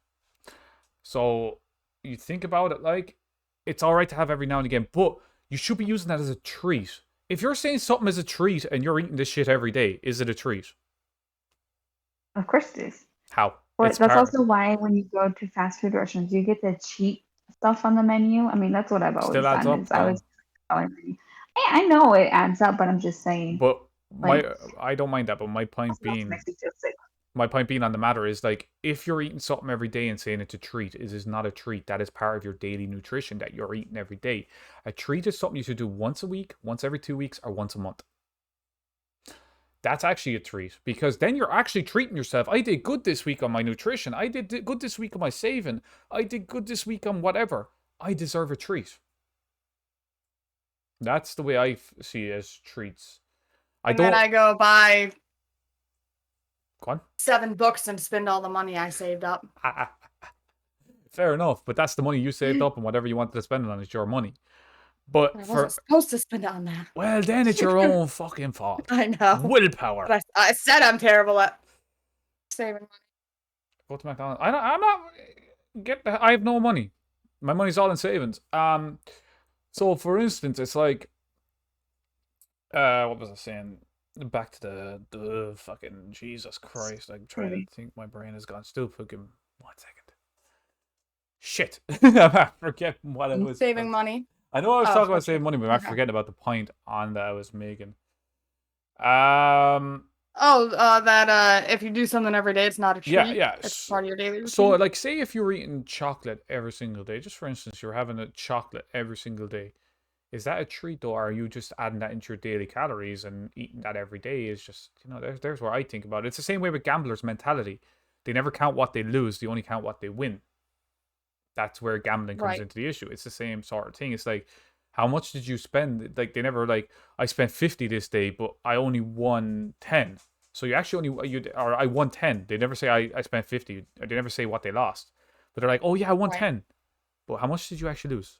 I don't know. I spent 50. So you lost 40, you idiot. Right. No. That's why my one gambling experience, I came out like super duper positive, and I will never gamble again because I now have it all the luck against me. Because I did well the one time I actually did it. Yeah, because the house always wins. Yep. I would say that's why also when you have an addiction, like obviously cutting cold turkey isn't going to help it's hard. you because it's going to make you want it even more. But you slow yourself down, and so Yes. like if you gamble, when you gamble, you go in with a limit. Once that limit's gone, you're done. You don't be like, oh, another $20 I'm gonna Yeah. win. No, if you go in with $50, you leave with nothing. You go in with $50 cash, and you do not bring your card in with you. So Yeah. this is my friend, back to my friend Steven as well. He had like a scratch card addiction or whatever you want to call them over there. You know what I'm talking about. You Scratch offs. scratch off, right? We call them scratch cards here. And he would literally spend all his money every week on scratch cards. So I said to him, okay, you really want to know how to give these things up. When you're going to the shop, only bring enough with you for what you need. Don't bring any extra money. If you need to get a milk, you know how much that milk is down there, and you can't tell me the fuck you don't. You go down there every day. If you need milk, Here you don't, because tax is stupid. yeah. Oh, and here you know exactly what it's like. Yeah. Milk. If milk is 125, it's 125. It's not gonna do any of this shit. So I said to him, like, take that €2 or whatever and just buy what you need and do not bring any extra money. And he started to give him up and he started to get better at it, and months went by and then he did have a relapse and he's given him up again. So this is what I'm saying about not giving up. If you're going to have these moments where life is not a straight line. It's not like life is like this. You know, there's always downs. Where there's an up, there's a down. It's like a mountain. Where there's that up part, there's going to be a down after it. It doesn't go up forever. And yeah, there's no harm in buying fast food. It's only when you're... Yeah, exactly. That's my point. That is exactly the point I say. And it's the same way with any spending addiction. If you can't go to a place without spending so much money, only bring a little bit with you. Well, I only go to Barnes & Noble or a bookstore like twice a year. Yeah, because you probably end up spending all your money on it. I do. Yeah. But I read a lot. Thankfully, like, my family knows it, so I get it for, like, Christmas presents and birthday presents. Yeah. Exactly. I do read a lot, so, like, I do use it, but, like, I can go and drop... If somebody handed me, like, $300 and goes, here, Jesse, go buy books, I'd have zero problem finding $300 worth of books to buy. Let's think about when you're younger, when you're going for Christmas presents. You get socks or you get a book and you're just like, what the fuck is this? I get so excited over that stuff now. You're like, give me fucking socks. Like, yes. I have like a million pairs of socks around the place, but I'd rather get clothes and socks than I would have rather... Yeah, because it's way more expensive than you thought when you were a kid. Everything is way more Clothes expensive. And stuff. Like, everything is just, it's like, I'd rather be able to spend my money... Like, my mom, she didn't believe me. Last year for Christmas, she's like, what do you want? And I go, I want cleaning supplies and, like, laundry detergent and stuff like that. And she's like, no, that's such a dumb Christmas present. I don't want to get that for you. And I'm like, Mom, over the year, it adds up to be so expensive to buy these wipes and detergent and dryer sheets and everything. I'm like, just buy me, like, 2 of the big ones from the dollar store and a couple, and she, like, wouldn't do it. But she's like, that's such a bad present. It's like, not really, though, because it's a logical present. Like, I have everything technology related I could possibly ever want. I have everything I could possibly... I have a guitars. I have all that stuff I could ever want. I have my microphone set up. Everything. Why the fuck would I need any more? When I say I want socks, get me fucking socks. When I say I want shoes, get me shoes. When I say I want something that I can actually get use out of. There's a lot of things I can't get use out of these days because, one, I've outgrown a lot of stuff. You know, like, mentally I've outgrown it. And 2, I'm just like, fuck it. Nah, don't want it. Don't want it. You know what I mean? Yep. But yeah, so... But I like practical gifts more than, like, stuff I'm not going to use. Exactly. You're not getting any more... Oh, I know, I have too many socks. I'd agree with you 100% on that. You can never have too many socks. No. If I brought the bag down of socks, you would understand when I say I have too many socks. Now, are they all just, like, black, or are they, like, cool patterns? There's a mix. There's a mix. There are a lot of black ones, but there are ones with reindeers on them. There's Homer Simpson. There is a mix of stuff there. It's not just... what I said to the mother one day, let's just throw all the socks and just get all black socks. It'd be so much easier to pair them. It's true. Matching, yep. My boyfriend said the same thing, but, like, he has to wear a uniform to work every day, so his socks are, like, his rebellion against wearing a uniform. So he has, like, Beavis and Butthead ones and just all sorts of cool different ones. So he really likes his different socks. What's not true? I'm confused. Yeah, that's true. Like, that is it. Like, I'd rather still get just stuff I can get practical use out of. Yep. Oh, yeah. Anybody, like, I'm trying to think of something else to kind of segue to here. Oh, yeah, actually, let's still talk. What? Oh, do you want to talk? You go on yours and I'll go on mine. Go on. Oh, no. So this is actually an experience that I've just recently had. And I haven't had an experience like this for a while. And Craig knows because... Yeah, let's just put it this way. I know the whole situation because I was on the phone and it was pretty fucking hilarious. It was pretty weird and... Yeah. Pretty weird. So anyways, like, on Friday, I had an interview, or so I thought, but apparently that was a whole different thing. So I'm like, okay, whatever. I'm hungry, so I'm going to go get food. I went to go get Panda. And I was like, well, I'm going to eat to go get what? Panda Express. Panda. Oh, okay. I thought you said Piandao, and I'm like, that's the sword master from Avatar: The Last Airbender. Like, where are you eating? I want to go there. Sorry, go ahead. Yeah, so I'm like, okay, I'll just eat in the parking lot. And so I'm just sitting there minding my own business. And I've seen a lot of guys, say, oh, why is it as soon as I walk by you, you all of a sudden unlock the door? First off, if you're a woman, you understand this. When you get in the car, you immediately lock that door, all the doors you can, because it's not just you, it's all of you. It doesn't really matter if you're going to do it or not. It's engraved in our head. You got to protect yourself because you don't know what guy's going to come out there and be like, hey, and try to open your door. And it's not just guys, there are women out there who do it too. But anyways, so I'm sitting there and I my gut feeling, I was like, okay, I gotta roll the window up because it was down because it was hot in the car. So I like leave it cracked open. And I'm talking to Craig and we're just talking just about I don't remember. Random stuff. But all of a sudden this guy he doesn't even come up to me, but he kind of like walks near me and I look up because I see the corner of my eye and he's like, do you got to smoke? And I'm like, no, I don't smoke, I'm sorry. And he tries to continue the conversation. Well, can you buy me a smoke? I got food stamps. I was like, no, like I really don't feel comfortable. Yeah. And then he starts talking to me and just about random stuff, how his life was. I was like, okay, and he's getting closer to my car. And so at the point that he asked me, because he realizes that I have my phone plugged in, he's like, do you think you can charge my tablets and my phone? Because he has three of them. Yeah. Right. And like I said, my window's cracked. So it's not, you can't stick more than your fingers and you can't get past your knuckles. But at this point, this guy is leaning on my car, just like staring at me. And I'm like, I'm sorry, I don't feel comfortable with that because, I'm starting to get a bad vibe from this guy. And then he just starts talking and it gets weirder. Oh, it gets and very weirder. weird. Oh, it gets so weird. And I'm like, I don't feel comfortable. I'm sorry. And I'm like, I'm actually going to be leaving in like 5 minutes. I just want to finish my food anyways. And he's like, well, can you just do that now? I'm like, dude, I just told you I do not feel comfortable. Like, what do you not understand? Like, Why? the hint.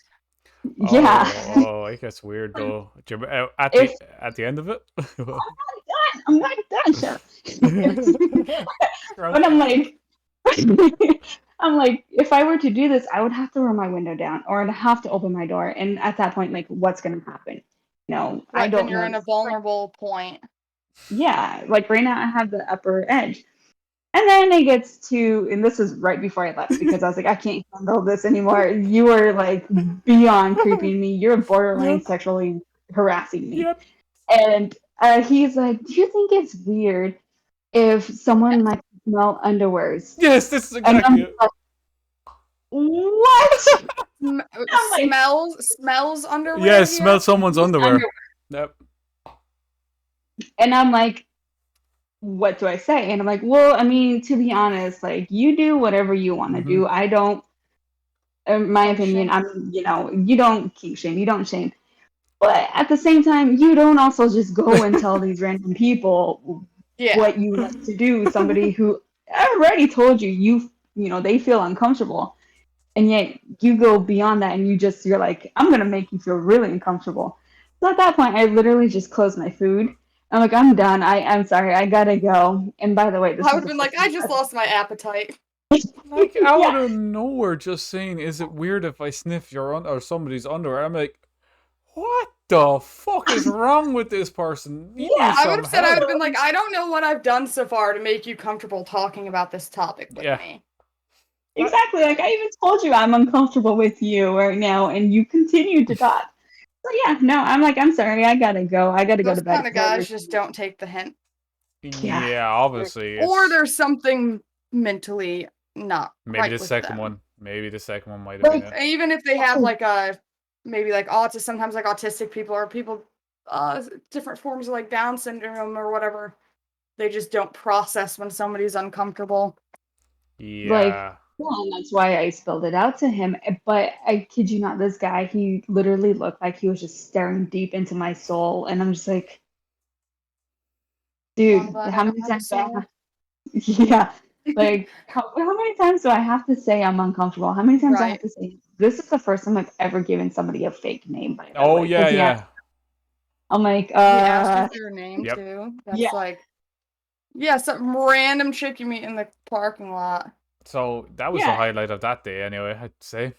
Yeah, no, and it's like it's still something that even when I got home, I went to my car and I like checked to make sure that he didn't put anything on my car because, like I said, he was lenient on it. And I'm just thinking, like the whole time too, why do guys feel the need to continue something even after they say no or they're uncomfortable? Like, Yep. I know there's guys in the chat. Answer. I don't Seriously. anyway. If somebody told me they're not Yeah. interested or they don't want to talk, I'm like, okay, that's fine. I'll have a nice day or whatever, and then I just walk on. I'm not I've gonna. had similar stuff happen where like guys just won't take the hint, like to where going home from like waitressing because the table happened to leave at a Stop. similar time to me, so they see me in the parking lot. I like drive around for 20 minutes before I would actually go home just in case. Yeah, exactly. Type Yeah. of stuff. It's like, just, I think it's mostly like I don't ever see that happen most in Ireland at all, except for very few guys on a night out when they're drunk. That's about the only time I'd see that happening. But it might be more of an American thing, to be honest with you. And that's not even me. That's just me being honest. Because in Europe, we're pretty understanding. Like if you don't want to talk, we're like, fuck it, okay, whatever, that's fine. I've never been catcalled more than in Barcelona. Barcelona, when you ever get closer to your mic every time, Barcelona, I like you can't fucking hear you. Yeah. I like to lean back. Well, then move your mic further back. I can't move it closer. Then move your chair Is this in. Then move your chair in, and then lean back. Is it complicated? Yes, it's so complicated because my chair rolls backwards. Well, then my chair has wheels on it too. I need. Do these Just wheels lock it. lock? These Please ones say don't they lock. lock. I need a chair that the wheels lock. I don't know. All right, but anyway, so yeah, I'm thinking about changing to my stool anyways to have better posture because this chair I have horrible posture. Yeah, I in don't it, 'cause understand it. It's the same thing with this one. Like this is locked into place, but yet it still leans back, and I'm like, I need lumbar support, motherfucker. That's what the pillow is Yeah, for. What that's why I want to get a nice gaming chair that like the I Razer one. or tried something them like out. But I want the either the Razer or the Secret Lab one. Yeah, one of them. They're very good. I must Yep. eventually, at some point, maybe a year or two from now, when I have enough money, I am definitely going to buy a better chair. Because Yeah. this chair is absolute fucking trash. I'm actually getting one. It's my birthday present from Tyler. Oh, nice, nice. He got me the. So I'm a huge EDM fan. So anybody that's an EDM fan, Deadmau5 has a collaboration chair with Secret Lab right now. So he's getting me that one. Nice. Can't wait to get myself a nice chair. It's He 16 or had to 15. put off getting it on time because we had to Nice. buy our plane tickets. That's So good to hear, Denise. It's good to hear you're going in that direction. Yeah, like Yeah. it's just good job. I don't understand why some people can't take a hint, and it's not just men that can't take a hint. Women can't take a hint sometimes too. Oh Yeah. no, I definitely agree. I'm just saying, like, come on, if somebody says no, no means no. They're drunk. It Yeah. doesn't matter. It means no because they're not in their right mind, you know. Exactly. Don't honestly assume that they're like, oh, you know, if they weren't drunk, they would say yes because that's not always the case. A great Yeah. example of that is one of the guys that me and Steven knows. I'm not going to mention names on this guy because I don't want any hate towards him or Yes, shame. Jace. This has got nothing Sorry. to do with Jace. Jace is not the friend. I joke. I'm I know. commenting on I his know. I was comment. joking. I was joking. I read it. I know people who can't take a hint or get it right away. I can't. Yeah, exactly. Yep. So this guy goes out to the pubs and he does not drink alcohol. He drinks non-alcoholic beer. So that's no problem. But he always wants to hook up with women, but he's too afraid to walk up to them. That's another issue. But he wants to hook up with women that are going to get drunk when he's not going to be drunk. You cannot do this. Simple Mhm. logic is that is rape. There's no Yeah. you can't women cannot consent when they're drunk. Even if you are twisted and the girl is twisted and she says no. No means no. Motherfucker, walk away. Like Oh you- my god. Hmm? Sorry, wait. No, continue. No, that's it. Go on. Segue. Go for it. Oh, I was just gonna say that totally just makes me think of Big Bang Theory with Raj and how he can't talk to a woman without being drunk. That's a lot of men like that. It's called liquid courage for a reason. That's Yeah, the truth of it. I'm Like, just like that. me now, I just don't give a fuck. I'll talk to anyone. I literally walk up and be like, "Yo, what's happening?" Blah blah blah. It doesn't fucking bother me. I'm not ashamed of who I am. So, whatever. Mhm. Yeah, Um, it's just it's stupid. Mm. Like people like that are just they're dumb and they shouldn't. but it's not. There's even- a reason why they don't have somebody because they can't take the hint. If Well, they could take the that's true. hint, then it's an easier time having a partner. Exactly. It's like if this is why in relationships, again, you need to have open communication. Because if somebody's saying no to something, listen to that. If they're saying yes, okay, that's fine. Now, let's talk about women lingo. Okay, when a girl says I'm fine,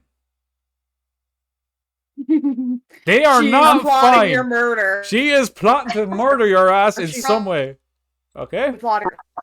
Yeah, we're fine. When a girl also says, go on, do it, they are not giving you fucking permission. It's a dare. They are daring you to go and do it and see what happens. They're going to cut your dick off. Nah, don't do it. What's the other ones? There's 2 more, or 3 more, and I'm trying to think. Okay, yeah, okay. Fine. Yeah. These motherfuckers. Okay, fine. Do you know what makes me laugh about this? Is men are so straightforward when it comes to all this. We're like, okay, go do it. Off you go. Women, go do it. I think that stems from way back when women weren't allowed to have their own voice. Yes, true. And so it's been ingrained into society for decades and decades and decades to be kind of sneaky, backdoorish with what you say because you couldn't challenge your significant other because you were literally their property. Exactly. Like 100 years I understand that, but it still makes me laugh when a girl's like, "I'm fine," and you know they're not fine, and they're like, when they don't want you gone, but they say, "Go away," you know, like leave me alone. But they don't want you gone. They want you there. Like, come on. Don't tell me to leave you alone if you want me around you. Like, I might listen to you and walk away. And they're like, oh, come back. Come back. So I just found a list of them. It's here we go. It's your decision. The correct decision would be what she told you to what do. She told you to do. Do what you want. You'll pay for this later. No, she gonna kill you. I'm not upset. Of course I'm upset, you moron. Yeah. You're so manly. You need to shave and you sweat a lot. Wait, what? I don't usually do that I've one. never heard of that one. I've never heard of that one. What's that one? What was that one again? Oh, you're so manly. Like kind of like hesitantly. Yeah, so like shave. I'll be ready in a minute. Oh, 5 hours later. 5 hours later. Are you listening to me? Too late, you're dead. Anymore. That's me. If I say, hey, listen, because I always preface that, because Shim, like, if there's a screen in front of him, he does not multitask. So I always preface it like, hey, I have something to say. Okay. And then I'll start talking, and then he'll go, wait, what? Like his phone. And he'll be like, wait, what? And I'm like, no, I'm not saying that. And he's like, really? You're going to be petty, not saying it? I'm like, I got your attention before I started talking, and you're the one being rude by not giving me your attention. Exactly. Yeah. Undivided attention is key as well to a healthy relationship. If somebody needs undivided attention, you fucking give it to them, whether it be the guy or the girl in the relationship, or girl, whatever relationship you're in, guy. You need to give them their undivided attention, because at the end of the day, it might be something very important that could make or break a relationship. Trust me, I know. Yeah. Oh yeah, of course. So yeah, this is the thing. It's like men are straightforward when it comes to stuff, but the reason why men become unstraightforward when it comes to stuff is because I've had this experience myself where I've got head games played with me, and I could have easily started going into the whole territory of, I've told you the story many times, not going to repeat the story, but I could have gone into that territory of acting like that person very easy because I was treated like that. It's so easy to do it, and then it's like, why are you treating me like this? Why are you treating me like shit? Because I've been treated like shit before. That's why I honestly think if you've been treated like shit before, don't take that out on the next person. Learn to be like, this person is not the same as that person, and they might actually be completely different, and they might be the next best thing, and you need to understand you have to give patience to that because they're not that other person. Can't compare. Oh, there was this post actually that I read earlier, and I'm going to read it out in a second. I'm just going to read Jace's thing here. Men seem to be straightforward, but one thing I noticed is so many men not a fan of their feelings. Oh, yeah, I'm always in tune with my feelings. I am open and honest about them a lot of the time. I never used to be, because there was a stigma behind it when I was growing up that men can't be in tune with their feelings because you're known as a bitch, or that kind of way. A lot of anger issues because they get an intense feeling but doesn't want to show it. Yeah, exactly. So that's bottling up feelings. Anybody bottles up feelings, men or women, are going to have anger issues or get upset. So I can't quite understand that they need to hide the feelings that make it. Okay, yeah, no, it's the truth. I don't get it right. But let me go onto Instagram real quick and let me look at this post from earlier. So, Jace, while you're looking for that is my boyfriend, right there. You try to get him to confront other feelings that he may be feeling, and he gets angry instead. Right. Like, I try to be like, oh, like, I can tell you've been feeling down lately. I try to avoid like trigger words like depressed or something because I don't want him to think I'm like pitying him or whatever. But or like, oh, like I can tell you're stressed or this or whatever. And or when his grandma died, like, hey, I can tell you, and he just gets mad, and it's so frustrating because it's like you're trying to help and talk to them about it, but they just don't want help or they don't know how to deal with it. I don't. It's such a weird concept for me because I grew up in a family, not my dad so much, but he didn't really, Yeah.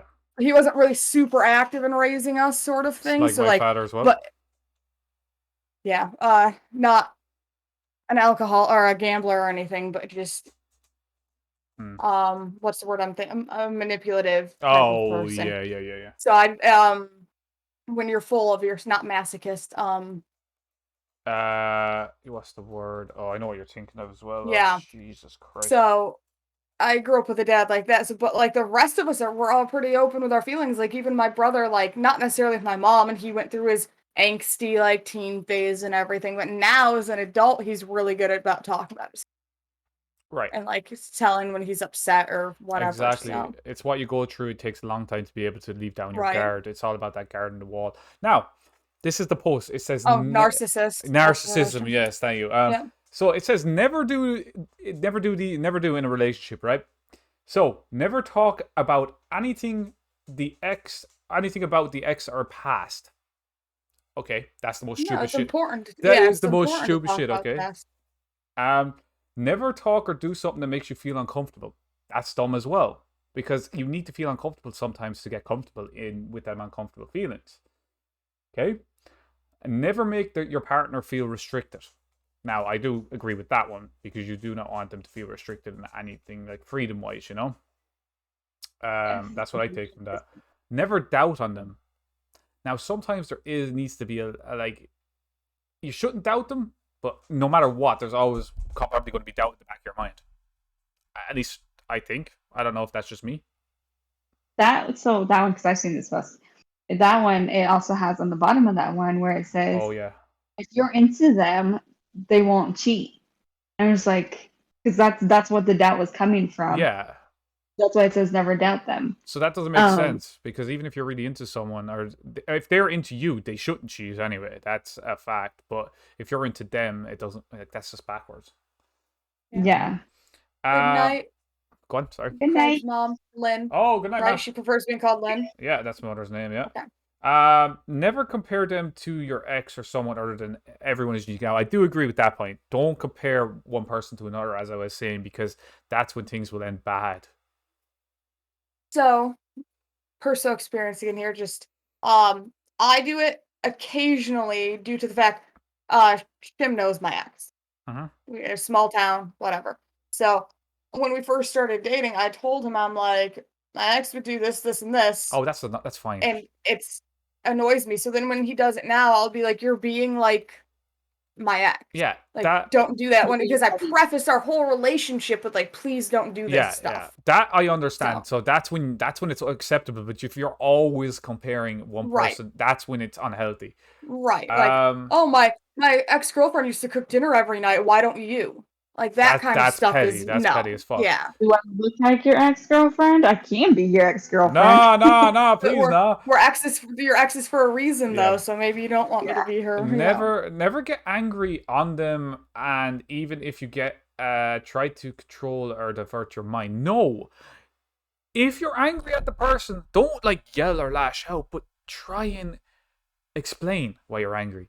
Try and break it down. Because that's how if you avoid and brush them feelings off, that's going to come back later to bite you in the ass. That's the dumbest shit ever. That's what I'm saying. So a quick question with that, just because, like, so you're trying to explain it though, and they are not open to it. Yes. They're not accepting your explanation. They've closed themselves off and shut down, and they just want to fight. That's when you're going to get angry. Walk away. Yes, walk away at that point because you're going to end up yelling and screaming. Because I'm horrible about that.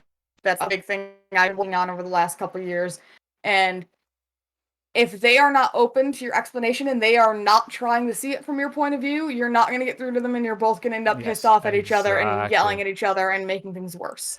And so just walk away and go to bed angry, even though you're not supposed to, and talk about it. But that's some bullshit. Sometimes you need time apart to clear your head and clear your mind. And the last one here, never use abusive words for them or family or friends. Remember, this is the truth. That is a fact. Like, you don't want to be abusive. But as I said, there's only 45%, maybe 30% of that's accurate. Like, what would I do? What would people think if I put up on my own Instagram, farting on your partner helps strengthen your relationship? Are people going to believe this? Yeah. You know, you need to think realistically about how you want to be treated. You need to learn, if you want to be treated a certain way, you have to treat the other person that way. You need to show them by example, I want to be treated like this. I want to treat you nice, so I want you to treat me nice. It doesn't have to be gifts or anything like that, but just mentally or emotionally nice. That's where I get at it, you know? People are fucking make things too complicated. So I can see people believing this, and I didn't think about this until now. Just because if you flirt on your partner, if you have that kind of relationship where you're so comfortable with each other, that you can do that kind of stuff where you're like, you know, you have farting competitions. Like, that definitely will bond you guys better and bring you guys together. I agree. I've absolutely done that. I agree with that, but I'm talking about 100%. The first. Think about if you were with this person only 1 week. And you end up going up. No, we were together like 3 years. That's different. Or if you sleep with the person for the first time and then you try to touch up on them. Right.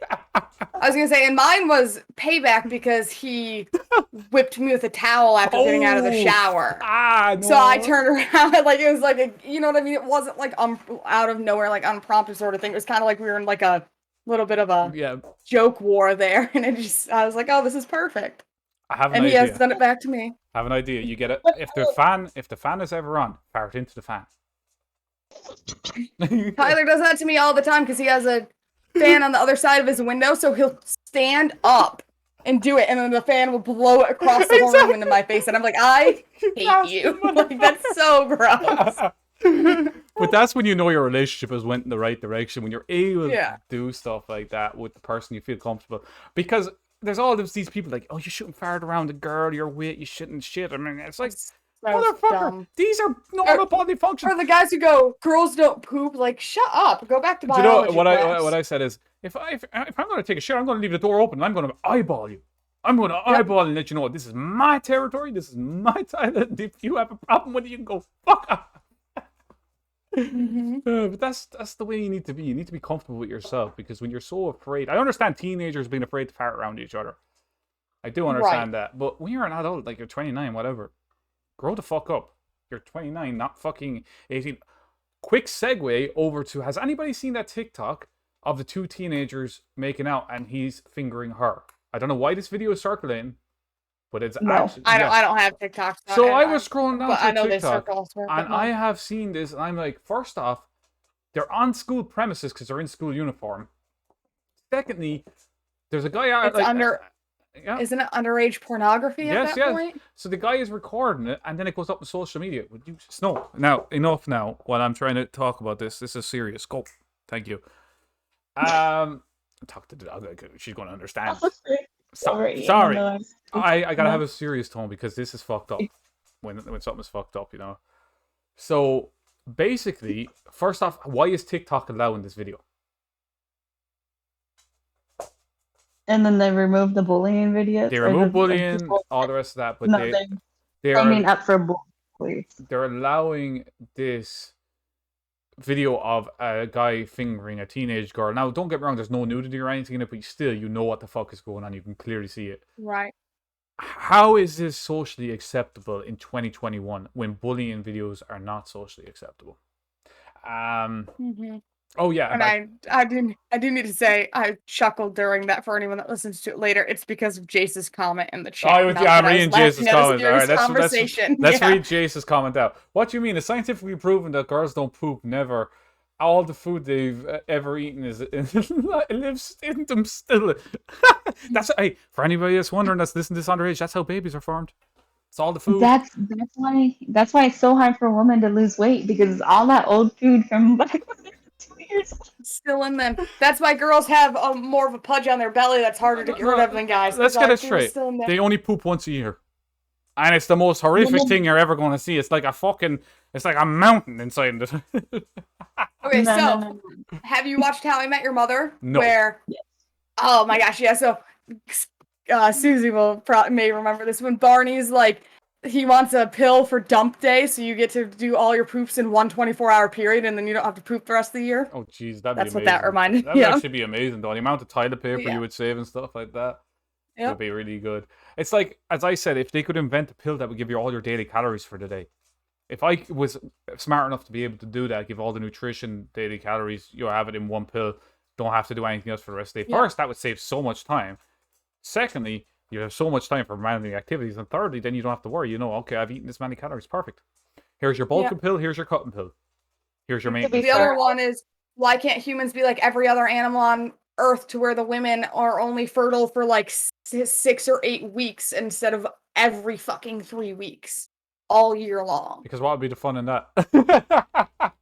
I have to suffer for you to have fun, apparently. Exactly. I would rather suffer for 6 to 8 weeks straight every spring and not have to do it the rest of the year than have to do it every single month. At least you're not like a cat. Trust me. Damn, I don't know. You know what a cat's penis is like, so I don't know if you do or don't, but they have barbs on their penis. Oh yeah. Yeah, so at least it's not like that. I mean, technically, Jesse, you could have your period and suffer like 4 times a year instead of 12 with that. I can't be on that. But that's not good for you either, though, because you're throwing your whole hormone balance out of place. Yeah, that's terrible. I'm super sensitive to like the hormone that causes PMSing. So if there's even a remote amount of it in my birth control, I like am a thunder cunt. But sorry to say that. It's true, you're fine. That's the most accurate thing. You don't realize cunt is a normal word in Ireland. Right. The simple fact is birth control is terrible for women. Don't care what the fuck you say. It's bad for your liver, bad for your kidneys, bad for your hormones. Throws everything out of sync. Adds weight retention. Among other very negative things. It can give you cancer. It can do all these terrible things just to stop getting pregnant. How hard is it to wear a condom? Or I know condoms are only 95% effective. Also, there is female. Like now, there are women female here, condoms. you're expected to be on it by guys. Like they're like, if you're not on it, they're like, well, can you get on it? Like that. So yeah. But they don't realize the side effects and the negativity that has towards women. And also, then they're like, "Oh, you're putting weight up, so I'm leaving you." It's like, motherfucker, you told her to go on birth control, which causes weight gain. Are you fucking stupid or just stupid? Well, that's the whole thing. You saying all the side effects. They stopped testing male birth control for a reason because of all the side effects. Yeah, it was making males. What about women? Yeah, they don't. Women are. We have to deal with all the side effects because in society we're expected. This is why to not get pregnant. We have to be responsible for ourselves because the guy can't be trusted to not poke a hole in a condom or something. This is why I would say to my partner is like, first off, there are female condoms out there as well. Right. That is a real thing. Male condoms are still only 95% effective because they can break anyway. You could be going too hard and all of a sudden, there it goes. Now you're fucked. 6 months to 9 months. Like she finds out in like 2 months, she's like, oh, shit. Like for me, I wouldn't intentionally get anyone pregnant, unless they wanted it. Simple. Right, unless it's consensual. Yeah, but even if you're not trying, all of a sudden, bye condom, and it just happens. Right. So that's the thing. Well, another issue with this is like I don't know what it's like in the UK. You in the United States can go get a vasectomy tomorrow. I've asked 4 times to get my tubes tied, and they won't let me because my husband want kids. I do not want kids. I'm a carrier for genetic disorder that mimics autism. I do not want to chance. I just don't. Like, it's just me, my personal opinion. Yeah, that's sure. So that's it's like I have a medical reason to have it done, and I still cannot get it done until I'm at least 30 or have 2 kids, or I'm with a long-term partner who comes in and signs the paperwork saying he is okay with me getting it done. Yeah, exactly, which is a lot of bullshit. All that's bullshit. Over here, it's not like that. You can get 2-sided anytime. They're not comfortable Jay can tell you firsthand. I have no idea. I'm just saying they do exist They're out there. really uncomfortable. Well, that's fair So, enough. yeah. I think it's kind of funny how Jesse talks about how we don't really, we're expected to take care of ourselves if we don't want to have a child. Well, it's our responsibility, because you can't trust the guy. And then it's kind of funny how Craig then goes, there are female condoms. I know. I was and just pointing out for people that didn't know. Proof of just what Jesse just said with the whole, we're expected. Oh no. I still wear. No, I mean, you didn't mean that way. It's just that's like the kind of the point we were making. I was just making out that there is male condoms, there's female condoms. Lucky you, Jays. There's contraception. I've asked every other year since I turned 18. I'm 26 now, and I've asked every other year for the last 8 years, and they still tell me no every time. Well, that's just a lot of bullshit. If I was you, I'd travel out of the country to get it done. If you really wanted it done. Where do you go? I've heard other places are just as bad about it. So I'll come visit you. I was going to say, Jesse, that there are places in the U.S. that will give you it. If I can find it, I will find the list of providers. I've talked to people online that are like, if you fly, like, you can come stay, like, girls. I'm part of a bunch of girl groups, so I would never do it with a guy. But they're like, you can fly down here and, like, I can take you to my gynecologist because she's a young woman and understands these types of things, so she does it a lot more often. Or she, like, approves it a lot more often. It's all about finding the right doctor who will do it for you, but I've gone to, like, 3 different ones. And this is why I always get told I 100% agree with women that should be in control of their own bodies and stuff like that. Because even if it came down to, say, a woman gets pregnant, she wants an abortion, and the guy is arguing with her like, no, that's not the guy's choice, that is the girl's choice, because I know it may be your seed, all the rest of that, but they're the ones that are carrying the child around for 9 months. It's up to them if they want to get if they don't want the child or not. No matter how much it might hurt the guy, it's like you can always make another one if somewhere down the line you do want one. I like Jace. He's like my favorite person. Too many kids to be adopted to be worrying about. That's exactly my standpoint. Plus, there is now, I don't know which one you got done, Jace. There is a vasectomy procedure that is like 85-ish% reversible. I thought vasectomies were always reversible. Maybe they are, but I know like some people, they get it undone and it doesn't work properly, and there's but you know yourself, there's risks to every single thing like that. Right, but like a woman getting her tubes tied is completely irreversible. Yes. You can't get that undone. So like Shim and I have talked about it kind of like if we're not having kids, but like if for whatever reason we ever like adopted or whatever and we had a son, we would for his 18th birthday present offer to get him a vasectomy. Yeah, okay, fair enough. But it still has to be his choice at the end of the day. Oh yeah, 100%. Yeah, it's not like, oh, you have to get it, but that's the whole like, oh, women can't get abortions. Okay, then mandate that every man at the age of 18 has to get a vasectomy to protect women from getting pregnant by accident. It was like that's like the whole counter argument on the internet. Not that women actually want that, but like it's the equivalent of saying a woman can never get an abortion. Okay, then every man is mandated to get a vasectomy now to counter it. I'm never going to reverse it. Yeah, absolutely. I've always said that if I decide I ever want kids, I'll adopt or foster. So it says, I'm just reading what Denise says. It's a very long comment. It's like, you were talking about this stuff, about bullying, about abusing, about cheating, about stealing a raven, and all other terrible things that people do. And we don't like things. And for some reason, it's considered good not doing this stuff, but normal. Like, it's good if you drink or smoke before you turn 18, but for some reason, not normal. It's not good.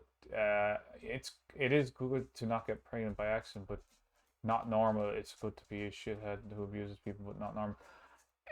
That's the way society is.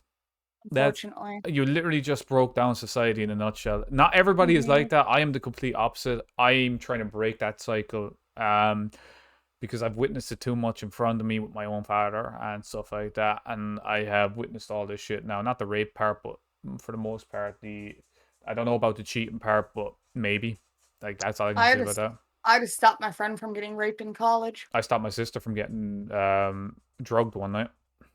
Yeah. The guy had her up against the wall by her throat with his arm and was like pulling her skirt up and shit. And I was looking for her because I was giving her, she was my ride home. She was the DD that night. So, and I was like, ready to go. That's your choice, Jason. I respect that. Like, I'm never going to tell anyone what to do with their own body because that is actually fucked up. Yeah.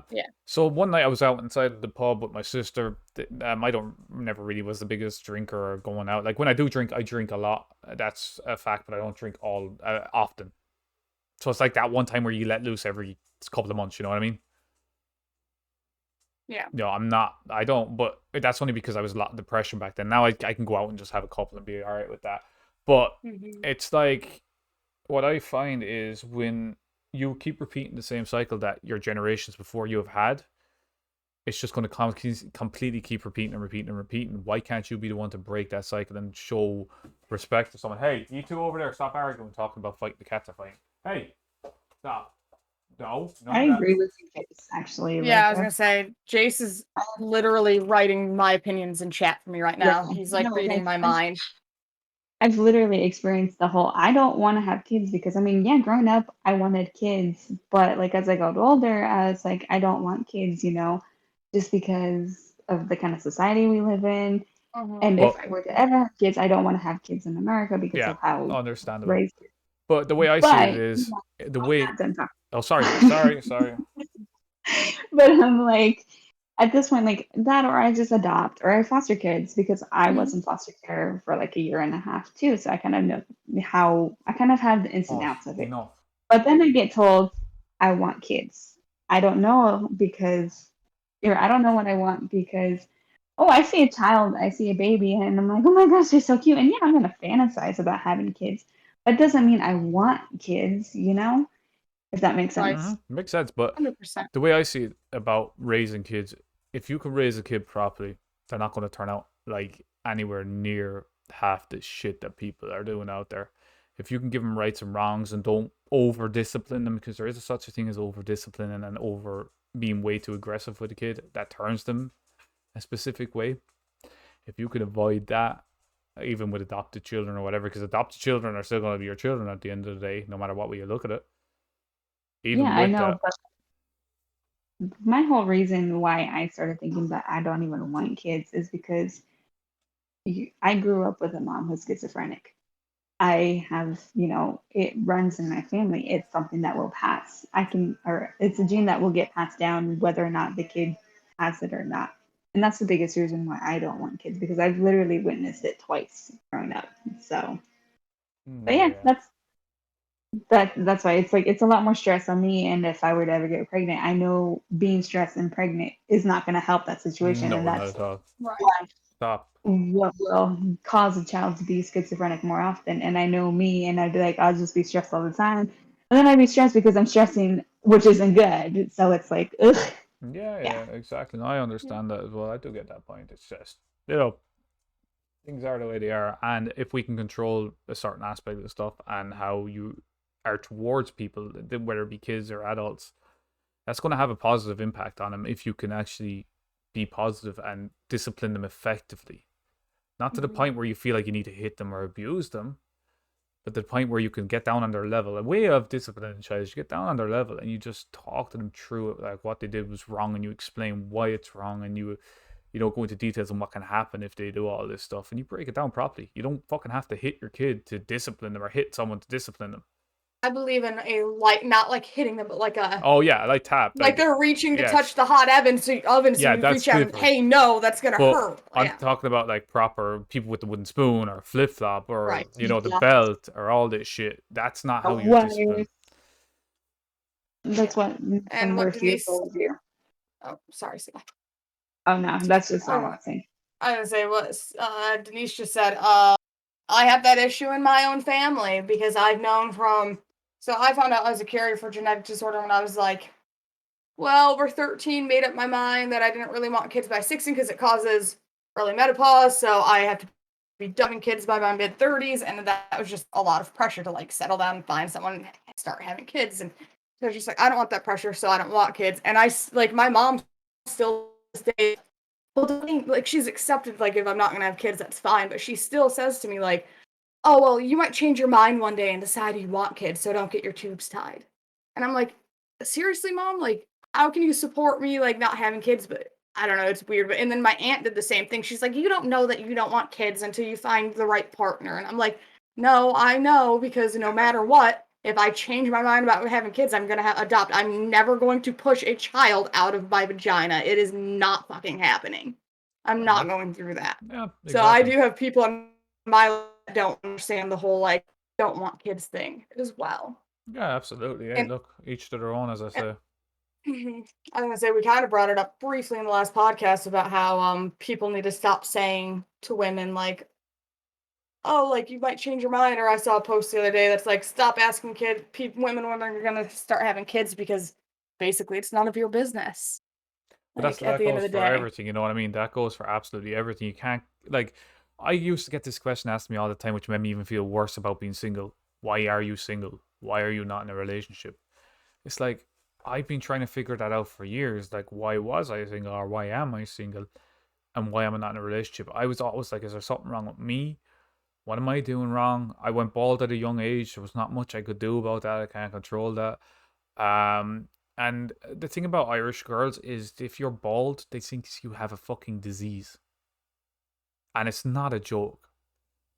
It's genetics, and it comes. Like, Yeah. the weird thing is, it's from your mother's side, not your father's side. People It's say your mother, father, yeah. it's actually because Or this dominant gene is on from. my father's side, there's no one bald.